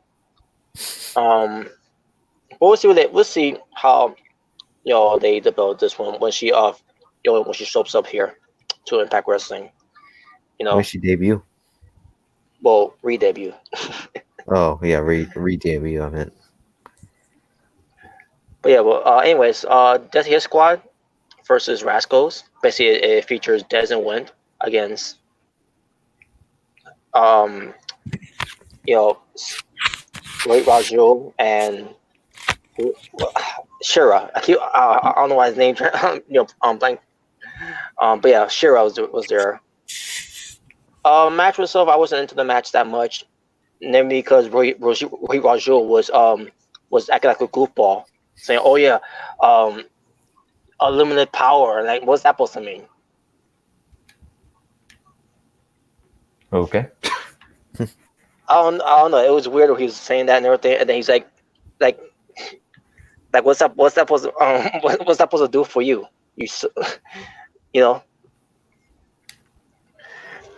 But anyways, yeah, I didn't care about the match that much, but the Death Hit Squad lost. So yeah, this whole thing with Death Hit Squad, trying to get some wins to be next in line for the titles, that was deflated after they lost against the Rascals. Stupid storyline that shouldn't happen in the first place. Basically with Rajul attacking the Rascals during that event from Sacrifice, costing the tag titles, and then they give a stupid reason why he did what he did, and then it led to this whole thing where this Hit Squad isn't losing at the end. Wow, that was worth it. By the way, speaking of which, Josh Matthews on commentary for this one, when he plugs Impact Plus during the match and everything. And that's not, I don't have an issue with that, by the way. With Josh Matthews plugging Impact Plus, because he's plugging what pertains to the next event what Impact Plus does. It's going to be Lockdown, right? And then all of a sudden, Josh Matthews starts going crazy with this. Asks himself, Lockdown, like, oh, can we have a cage too for our commentary booth and everything? A short cage and everything, and blah blah blah. And I say to myself, shut the fuck up. Wait a minute. A cage for the commentary booth? Yeah, because Lockdown. Yeah, because your commentators. Yeah, because the whole concept of Lockdown, it could be every match that's could be presented on Lockdown, it could be inside the cage, and now they want a cage for their commentary booth. For what? You're not wrestling. Yeah, so both Matthews and Callis were going back and forth about it, but Josh Matthews was the one that was annoying me with this. Is that why we gotta take a dump? What happens when you have to take a dump during the show? What you just locked in the cage and shit on yourself? And who knows? and how who knows if Don Callis is going to be there anyways? Because last time I saw there's the show that they plug of Sacrifice on Impact Plus, Don Callis was not even there. It was Josh Matthews and D'Lo Brown. So why should I care about about Josh Matthews and Don Callis talking about they want to be in the cage too? So stupid. What the fuck? Like what the Why fuck? would you want to be in a cage? I don't understand that. Lockdown. Whether it's lockdown or not, who wants to be caged? Oh. But yeah, Josh Matthews was annoying me during that match. And it came to a point where I was just like, shut the fuck up, man. Like you suck at commentary. Like if he's saying this or anybody who's coming up with this stuff? Well, I want to be like in the cage. So stupid, man. To Josh Matthews. Yeah. Yeah. In a cage. Yeah, he wants to be in the cage too because he wants to feel like he's in the cage too when lockdown comes up. Oh, Jesus Christ, this guy's. That's well, everybody, let's all be in a cage so we can actually feel like we're in an asylum. Yeah. Let's all be in the cage too when we watch the show. So stupid. Yeah, I'm gonna be outside, because there's a gate that I have next to my building. It's like a cage. So let me get in there and watch the show in the cage, watching lockdown. So stupid, man. Oh my god. But anyways, fuck Josh Matthews. But I'll get to him later too, by the way, because that's something I need to bring up with him later on too. RVD, K Forbes, the Deaners, and Joey Ryan had a segment, and I skipped it. There's something I heard. I was trying to hear what Joey Ryan was saying in the promo because Jalen was talking over him. I couldn't hear a damn thing. Oh wow. Not to talk shit about Jalen or anything, but I was trying to hear. I could have sworn I heard him say to the Deaners, "Oh, you guys are just like people on the internet, a bunch of marks." It's like, what? Why are we saying this on television? What marks? Yeah. Wait, you told me Joey Ryan said that? Yeah, he said that about the Deaners. He said the Deaners.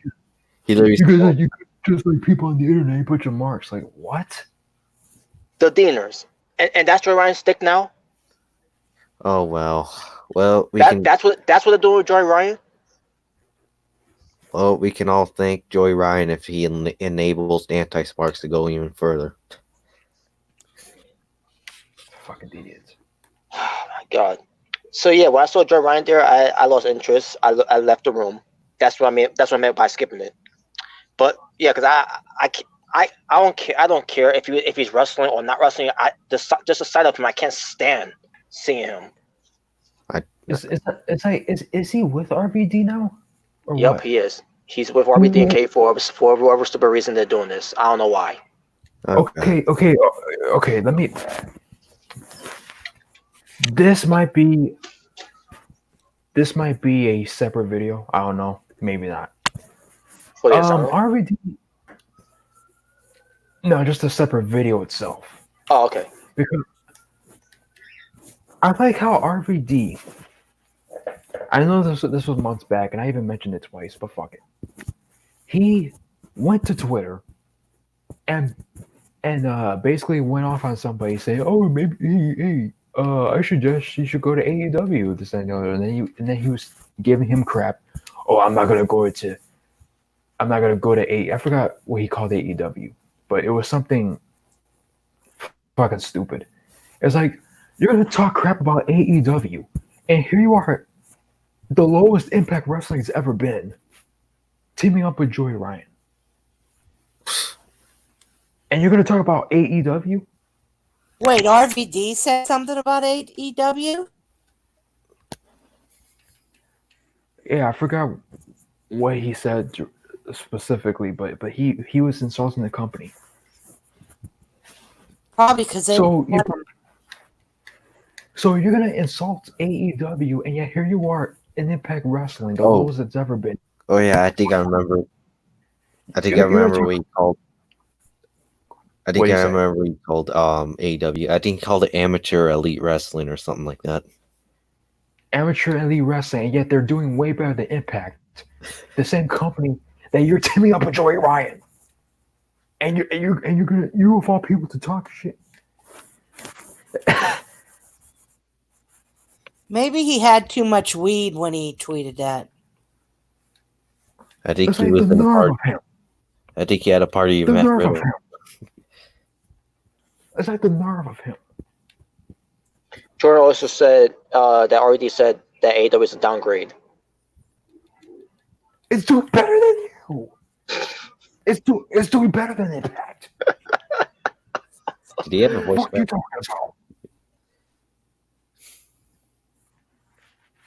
about? Okay, Yeah, RVD RVD. sucks. Yeah, keep talking crap while you're on Impact Wrestling teaming up with Joey Ryan. Yeah. You do that, RVD.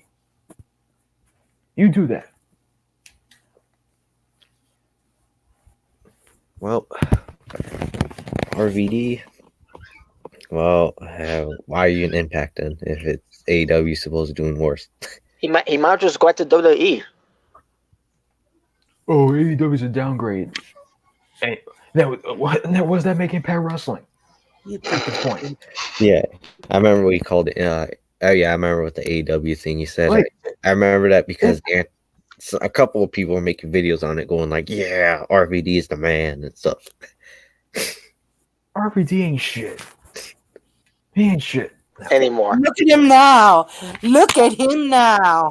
Man, do you remember? Do you miss the old days of RVD? You know, when he was like one of a kind or whatnot. I don't give a shit about him anymore.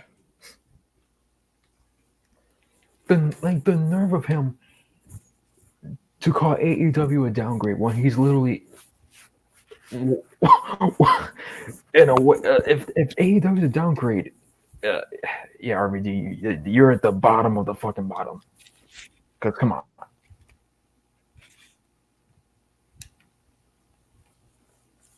exactly, Jordan. The irony.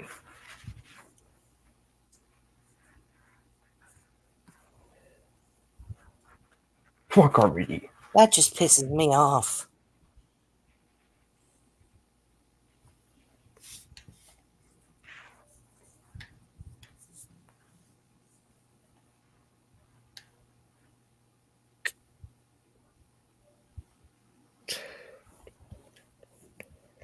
You're right, Christian. Who does he think he is? Yeah, talk all that shit to that fan who just gave him a suggestion, and he's gonna go and say all that.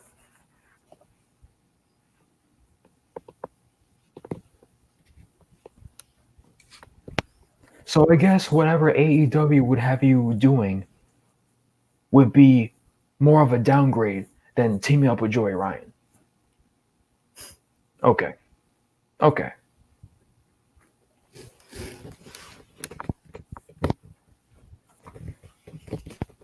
Maybe this is karma for him saying that. Maybe. They make him work with Joey Ryan. Who knows if he was in AEW right now, he'd have been teaming with like someone like Pac or Adam Page or Kenny Omega, but nope, he'd rather team with Joey Ryan. Yeah, the AEW would do wonders for RVD. They would come up with some shit. They would do shit with him.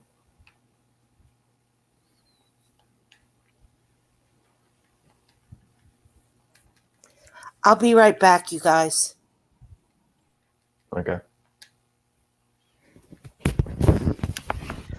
But yeah, Robert, that's all I gotta say. Unless you have your own thoughts of that whole ordeal. Yeah. I just have no interest of Joy Ryan, and with RVD, it's whatever, you know. It is what it is, I guess. But to say that AEW is like a downgrade, well, TNT says otherwise because they're the biggest cable channels ever. Next to USA Network and others. So yeah, I don't think it's a downgrade. Otherwise, they would never sign them to a multi-year deal. Yeah, Jordan. About it, RVD also said that without him, there would be no Kenny Omega or Young Bucks. Yeah, yeah. Although they don't wrestle like him, but okay. Yeah, I thought that was that, and that's what led to his heel turn. Basically explaining why he turned heel. Yeah. Without you, there would be no Kenny Omega and Young Bucks. But how ironic that they're both at a company that's doing bigger, that is bigger than your company. Mm-hmm.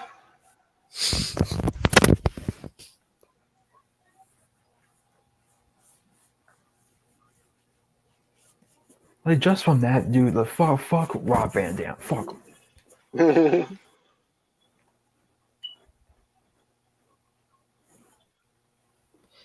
Yeah, one of a kind, my ass.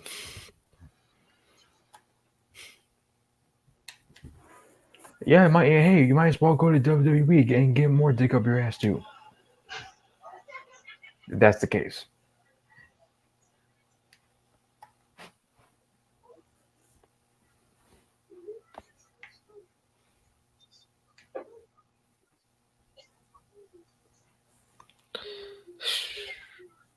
So yeah. But yeah, go ahead. So then we get to Jordan Grace. Now, was this for the title? I don't think so. I don't because but retains Master Reign because her goal is for anyone that she's doing this whole golden opportunity is to get the belt off of Jordan Grace. So I'm assuming this was a title match. Or maybe a match to get a title match. Probably. But yeah, but it ends up being Lacey Ryan, the same Lacey Ryan that we didn't know who her name was until now. But she was the one who got in the face of Kier Hogan, which was about 2 weeks ago. I can't remember if it was 2 weeks ago or not, but anyways, but yeah, it was her. I thought she was good. What do you guys thought about her? Because I heard from you guys while I was paying attention to the show, obviously, because I didn't pay attention to what I was saying on YouTube. But what do you think about her? I thought it was a pretty decent match between the two tonight. I thought this match was good. For someone that I had no clue who she is, Lacey Ryan, and then see her looks and everything, and the way she wrestled, everything that she brought to the table against Jordan Grace. I'm like, wow, this was a good match. I'm like seeing myself, after coming from 2 matches that I thought, one was decent and one was I didn't really care much about it because of the Desir squad. This match brought the A game. Yeah. Okay, Josh Matthews. This I want to mention with this one because it has something to do with what happened 3 weeks ago. Okay, now remember that. Yeah, it was 2 weeks ago that Kier Hogan was confronted who basically with Lacey Ryan got in the face of Kier Hogan. It was 2 weeks ago. So 3 weeks ago, basically, I'm assuming it was 3 weeks ago for this one, but anyways, so Master Reign. I remember. It actually was 3 weeks ago. Well, where it pertains to Jordan Grace versus Miranda. How do you say her last name again? Basically, who calls up a superstar, and she's wears a half mask, basically a half luchador mask. Can't remember how I say her last name again. But she's in the independent scene and all that, and also in AAA. She's good too. Recently, I've seen her on AEW against Britt Baker, and Britt Baker made it look like shit because shit Baker is in the ring, obviously. But anyways, it was during that match though. It was about again 3 weeks ago. It was during that match when Jordan versus Miranda had happened, and Master was there because it's about a golden opportunity. And and you see how Master Rain always wearing a tiara, right? And you want to know why she wears a tiara? Why? Because she's the Killer Queen. The queen, or the queen bee, whatever they're going by. And also, and if you remember too, she won the Queen of the Mountain match, where she won, got the tiara. When she officially got the tiara. Well, not her. When she went, Gail Kim. Gail Kim give her the praise. And I think her was referee at the match, if I'm not mistaken. So yeah, so that's been Master Rain's thing, before she won the Queen of the Mountain thing, where she wears the tiara, because she's the Killer Queen, she's the Queen Bee and all that. She's the Queen of the Knockouts and all that because she's been winning matches and winning championships, basically rotates on knockouts. Yeah. So, and you wonder what this got to do with Josh Matthews? Oh no.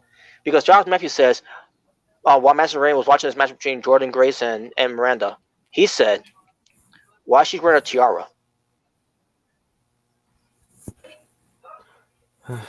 You know what, Josh, just retire. You're married to the woman. You know nothing about her history, and you're you're in Impact Wrestling as a commentator. And you're telling people, how do you go on commentary and say, subscribe to Impact Plus to see all the vintage stuff on Impact Wrestling, TNA, whatever, the knockouts and everything. Where there's literally a clip of her winning the tiara.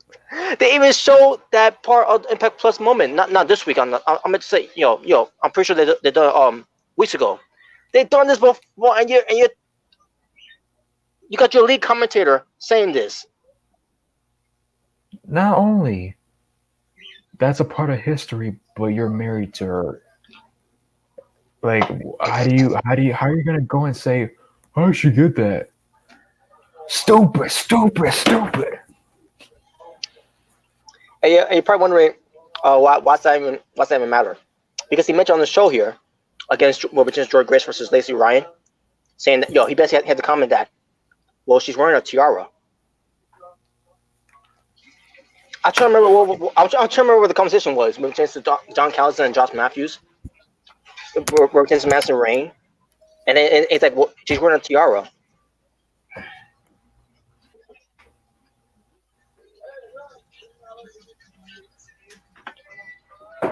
Okay, Jordan. You brought last name.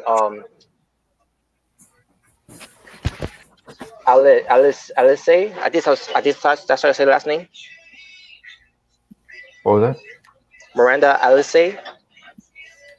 Alice. Miranda Alice. Alice, yeah. All right. Yeah. Thank you, Jordan, for that. Yeah. But yeah, that's what I was talking about. Yeah, she's good too. And that's one who Jordan Grace wrestled against. From 2 weeks ago. But anyways, I thought the match was great. Lacey Ryan looked strong, and Jordan Grace won the match. So what does this mean? What does this mean later? Moving forward, I don't know. Master Reigns, still, hopefully, I see more of Lacey Ryan. And as far as Master Reigns, she's gonna find someone else to face Jordan Grace. And the next week, we're gonna see Carol Kane back in action.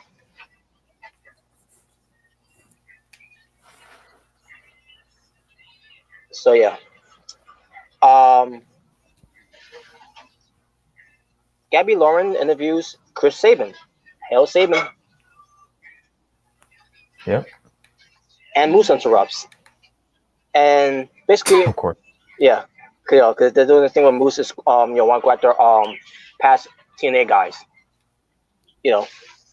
And Chris Sabin is one of those TNA originals. Mm-hmm. So they mentioned the King of the Mountain match. And I see myself, oh no, they're bringing that match back.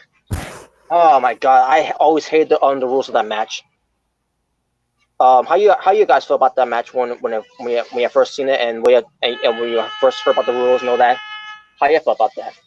What do you think about it overall? I thought the first ever one they did was in because who was in the match, but other than that, yeah, I never really cared much for it or the rules. Like I even forget the rules at times. It's like It just sounds so stupid the way they do it too. And they mentioned it on the show here. Where Moose is saying he's gonna climb the ladder and grab the belt, and Chris was like, well, yeah, you had to get the belt and then attach it to it, on the top for you to win. And then fine, whatever. And then he's gonna do that, and then Chris Sabin said, oh well, there's more than that because you had to pin someone to qualify to do that. And then I'm like, oh my god. And then Moose like, yeah, whatever and everything. And then Chris Sabin said, oh, another thing, you is if someone pins you, you'll be put into the cage for 2 minutes and everything. And then Moose like, whatever. And then he walks away. And like myself, see, that's what I'm talking about. These matches are so confusing and so stupid that the way they lay things out with this. Basically. Like, what the fuck, man? Like, I never heard of something like that where it pertains to a match. We gotta I gotta pin someone and then qualify to get the belt to climb the ladder and put the belt on the thing wherever that just hanging on the ceiling and everything, and I win. But I gotta make sure I don't get pinned or submit or anything, because if I do, I get put in the cage wherever for 2 minutes. It's stupid. Who thought that idea? Who made that matchup? Was it Vince Russo? Jeff Jarrett. I don't know. Oh my god, terrible! It's like the Feast of Fire thing. Remember that match too? Three briefcases, are championship title shots, and one of them is you're fired. Why would you have someone be fired from your company who's talented? Like, that is stupid. I always hate. Not only the whole King of the Mountain match is stupid, but this whole Feast of Fire thing was stupid. I was never a fan of the King of the Mountain, and I never was a fan of Feast of Fire.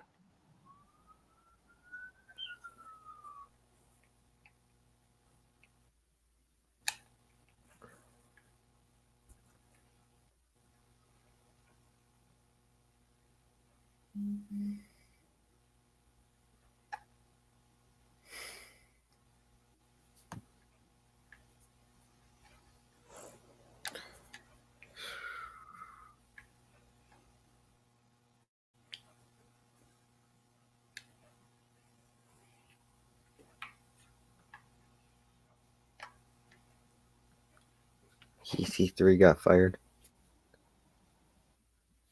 Is that true? Look it up. Yeah, during the Feast of Fire, yeah, he was one of them who got fired. Oh, I thought you were talking about WWE. He got fired today. I was like, what? He did? Oh, no. Impact Wrestling. Oh, okay. Yeah, EC3 got fired, even though we all knew he was gone anyways. But they did this whole thing where we gotta do something to fire him. Oh, okay. Which I thought was funny too, by the way. What pertains to the whole thing, we're leading to reviewing the briefcase, who got the fire briefcase and everything. And EC3, is backstage, conducting this interview. This promo that's saying, and he's like, he's gonna be open the briefcase, and he's gonna get a towel shot and everything. And then you got these random guys coming up and saying, yeah you're fired. Wow. It was so funny the way it was done. Fallout Bob was involved with it, Tyrus, Moose. I think it was Moose, if I'm not mistaken. Lashley, John B. Trash. Oh. But yeah, it was so funny though.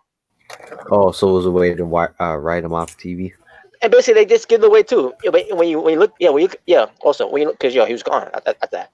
Because when you look at it, they kind of, they kind of basically spoiler that ECU was going to be the one fired. Oh my god. But whatever. But I always hate the whole Feast of Fire concept. And the same thing goes to King of the Mountain.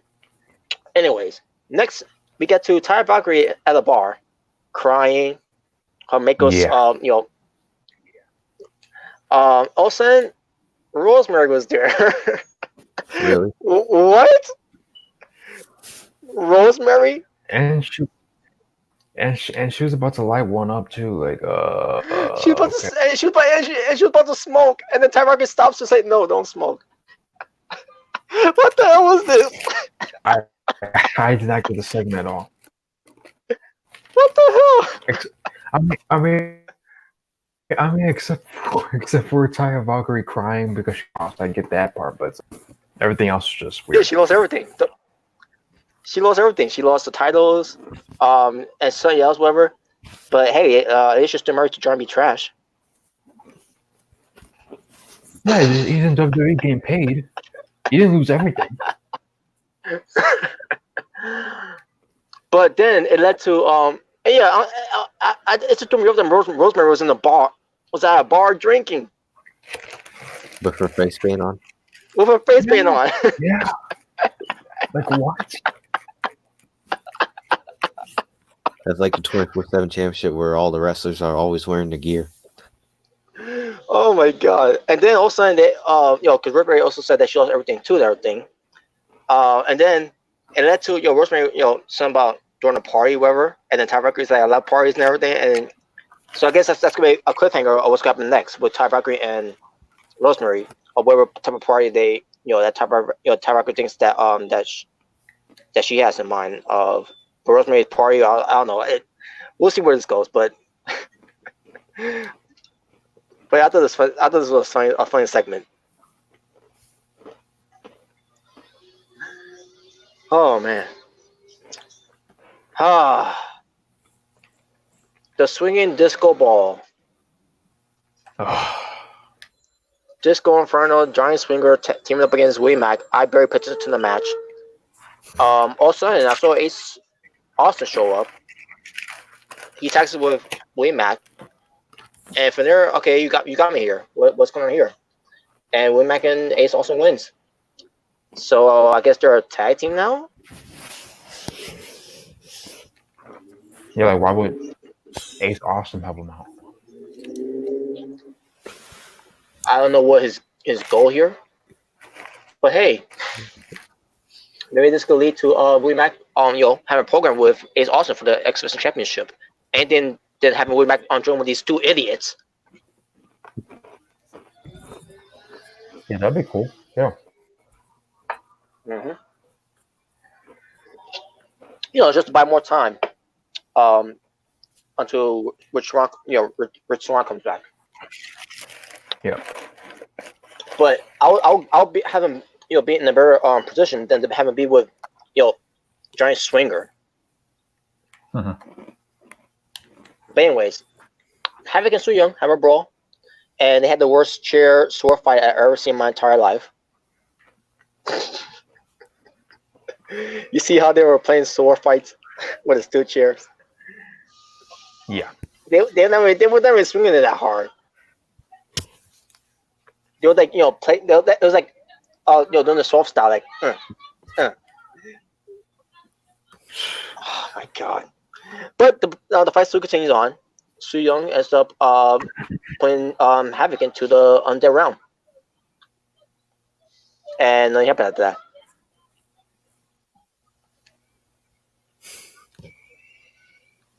I guess we wait till next week to find out.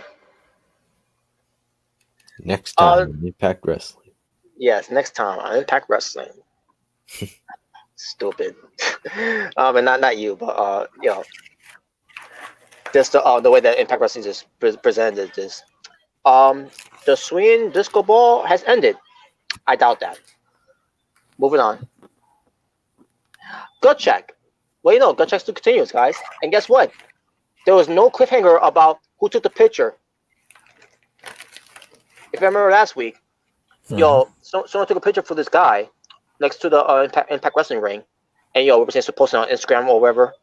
and then they're trying they're trying to figure out who took the picture for him, and no one didn't speak up, and not even the guy who who was in the picture they want to rat on who took the picture, and and they asked Scott Demore on comment on a show saying this could be the end of the show of Gut Check, everyone's gonna be gone, and then also we get to the show, not only it's to continue, which I knew it was, but there was no cliffhanger, there was nothing to go back of who took the picture. They just forgot all about it.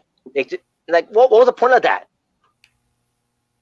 Oh, but if you watch the show on iMPACT Plus, you'll see when you see the full episode, you'll know. You could just tell us on this show. Yeah, it was another cheap plug. Oh, go to iMPACT Wrestling Plus to find out. Fuck off. Fuck you. Give me Kira Hogan. Jesus Christ, man. But anyways, so here's the cliffhanger here though. Johnny Bravo, meant to say, John E. Bravo, and Scott Demore are discussing who's going to be the two guys eliminated, and that's another cliffhanger. But if you watch the show, you'll know. No, I'll wait till next week until the show, the recap of it. So, yes, I'll tell you one thing: it better not be Clayton Gaines. Clayton Gaines, like I said about you seen Clayton Gaines on there? You see what he was wearing?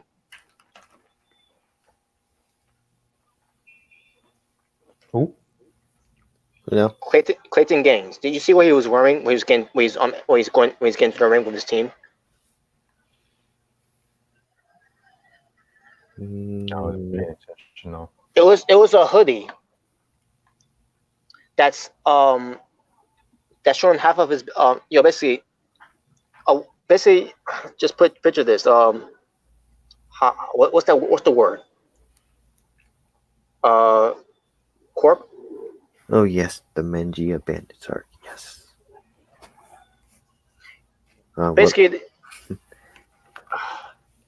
he's wearing a hoodie, with no sleeves, by the way, but which is fine. But what irritated me about the hoodie that he was wearing was that it was like almost like a girl style type of hoodie. Oh, you talking about Michael Owen? No, I'm talking about from Gut Check, Clayton Gaines. Oh, okay. Well, okay. I didn't really care much for those segments. I'm like saying myself, why are you wearing a hoodie that look like that girl wears? But hey, that's today's generation. Oh, let's wear this. Let's wear that. We're dudes. Oh, Anyway. I want to just show my abs. You're garbage in the ring. You're trash. You suck. By the way, By the way, Robert, did you see a picture of the North and Moose? Oh yeah, I remember. What was that all about? I had no idea.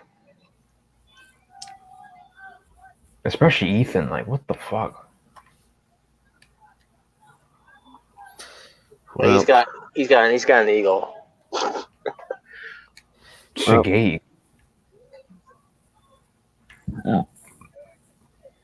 Anyways, main event time. Match 5, the best of 5 series between Michael Elgin versus Eddie Edwards, 2-2. Winner gets to call their shots against Tessa Blanchard at Rebellion. And match itself, I thought was great until we get to the finish. Before I get to how I feel about the finish, how you guys feel about the finish? Here's what I think when it pertains to that. I feel what they did here was they weren't going to have Tessa and Eddie Edwards go one-on-one because it's going to look weird once against a babyface, but like a babyface, normal Tessa Blanchard going against a crazy Eddie Edwards, it wouldn't look right. and then when it pertains to Michael Elgin,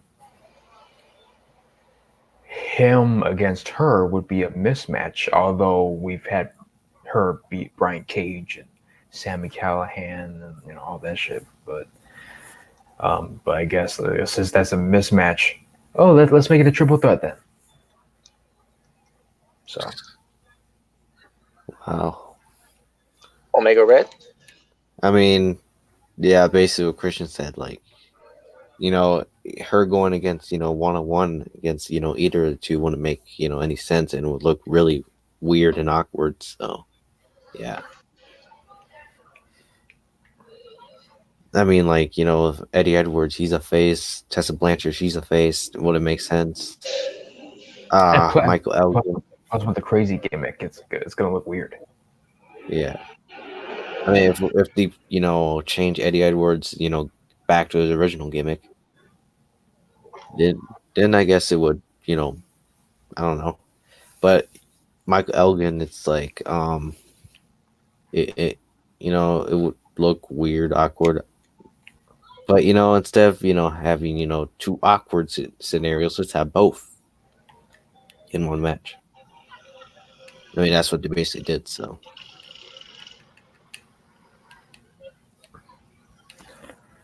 Okay, Robbie, what were your thoughts on the finish? Well, here's the thing. The match so far was great. But we go agree to that, right? Yeah, I agree. Yeah. Yeah. Okay. My take on it, when I saw the finish, first of all, the bump that referee took from Michael Elgin, nasty. My God. Yeah. And then to the referee, another referee come in. And then we get to the finish. Michael Elgin gets pinned by Eddie Edwards. I was like, no. And then all of a sudden I see Edwards, tapping out. And I see myself, wait a minute. Are they doing a double finish? And that's exactly what they did.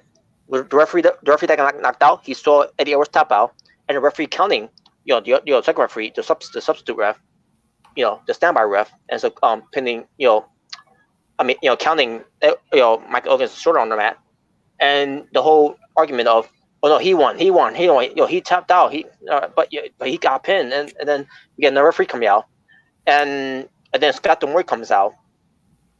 So basically, Michael Elgin and Edwards are also, arguing back and forth, like, I won, everything. And I see myself, my God, Impact Wrestling, what the hell you done? And then Tessa Blanchard comes out. And then she's like, I'm going to call my shots. This whole thing with the call your shots and everything.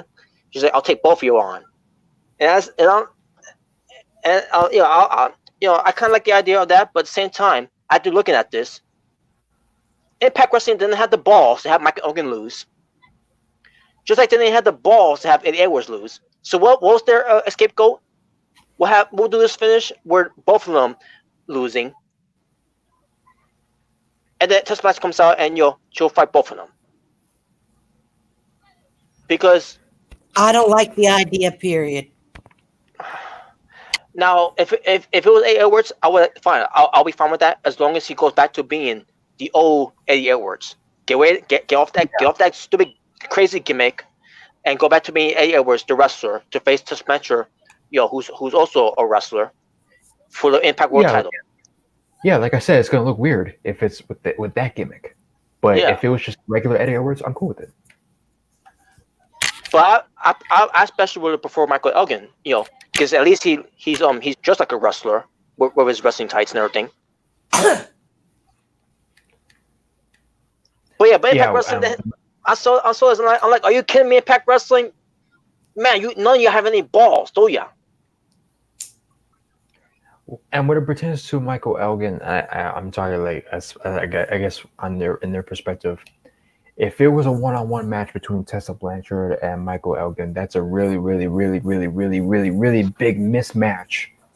So they decided, hey, let's add another participant in it. So we'll make our own prediction where it pertains to that match eventually, but have an easier path for Tessa. Like, let's say, like, during the match, the triple threat match, Michael Elgin,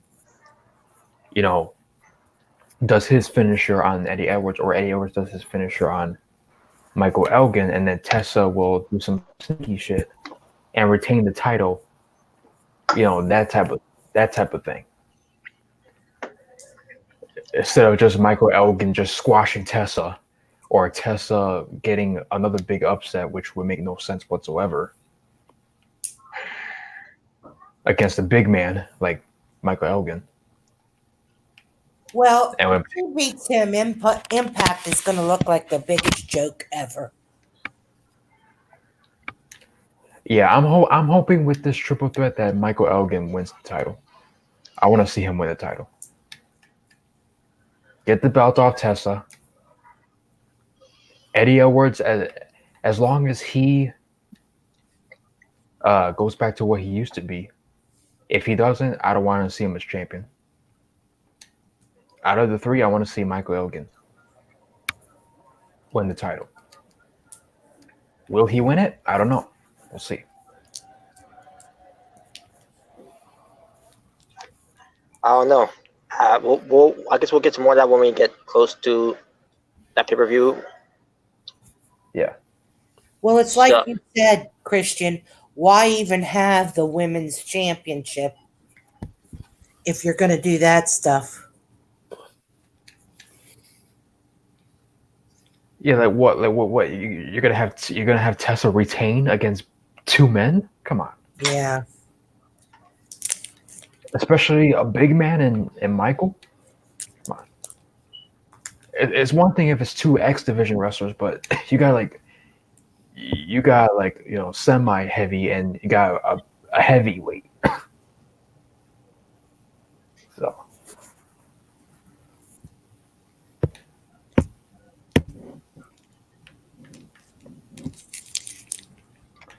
But Robert, So yeah. Yeah. I mean, I'm still a little bit excited for what they're doing for Rebellion, but to me, I felt this was a cop out. Yeah, sure. Just give it to Michael Elgin. Well, yeah, like I said already, like it would have been a mismatch.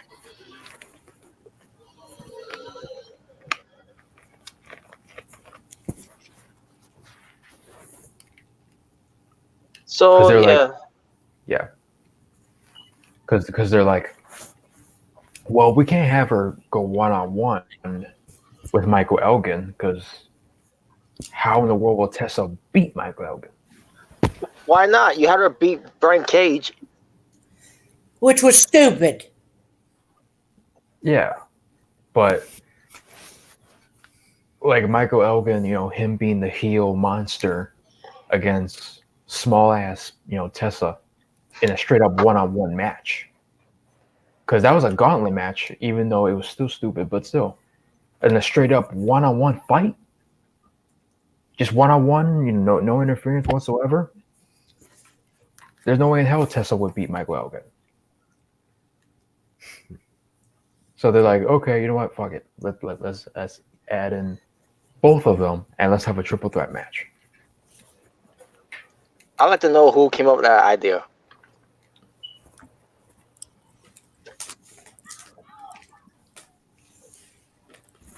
But anyways, the show itself, I'll give it an 8 out of 10.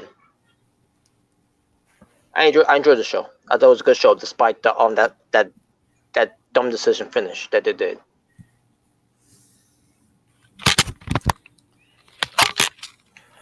All right. Yeah, so that's pretty much it for the video tonight. All right, so so the plan for next time, tomorrow night, AEW live reaction tomorrow. Woohoo! Yep. So, yeah. So we're gonna be doing. Go ahead. That downgrade show that already said it is. Yeah. The fucking nerve, man. Hey, dude. AEW is downgrade. And bro, I'm here at Impact Wrestling. Team me up with Joey Ryan. And I'm not a champion. Ain't that cool? Ain't that cool? Yeah, he's not even the champion. Dude, fuck you. I mean, he had an opportunity to become a champion with Rhino. I guess he didn't want that. I haven't been on Twitter for a long time. I just might get back on Twitter. Twitter. Haven't been on Twitter in like a month. It's been a few years for me. Yeah. Maybe 1 year. I don't know. Yeah, I could just imagine the notifications. But yeah, so that's pretty much it for Impact Wrestling tonight. AEW is tomorrow night. We will be doing an AEW live reaction. As far as finishing up our topics for our next Asylum show, I don't know when we're gonna do that. Maybe tonight, maybe tomorrow night, Thursday night, Friday night. Who knows? Mm-hmm. We're gonna try to get it done. So thank you guys for tuning in tonight. And if we don't go live again tonight, we'll see you tomorrow night. Peace. Okay, bye. Take Adios, care. amigos.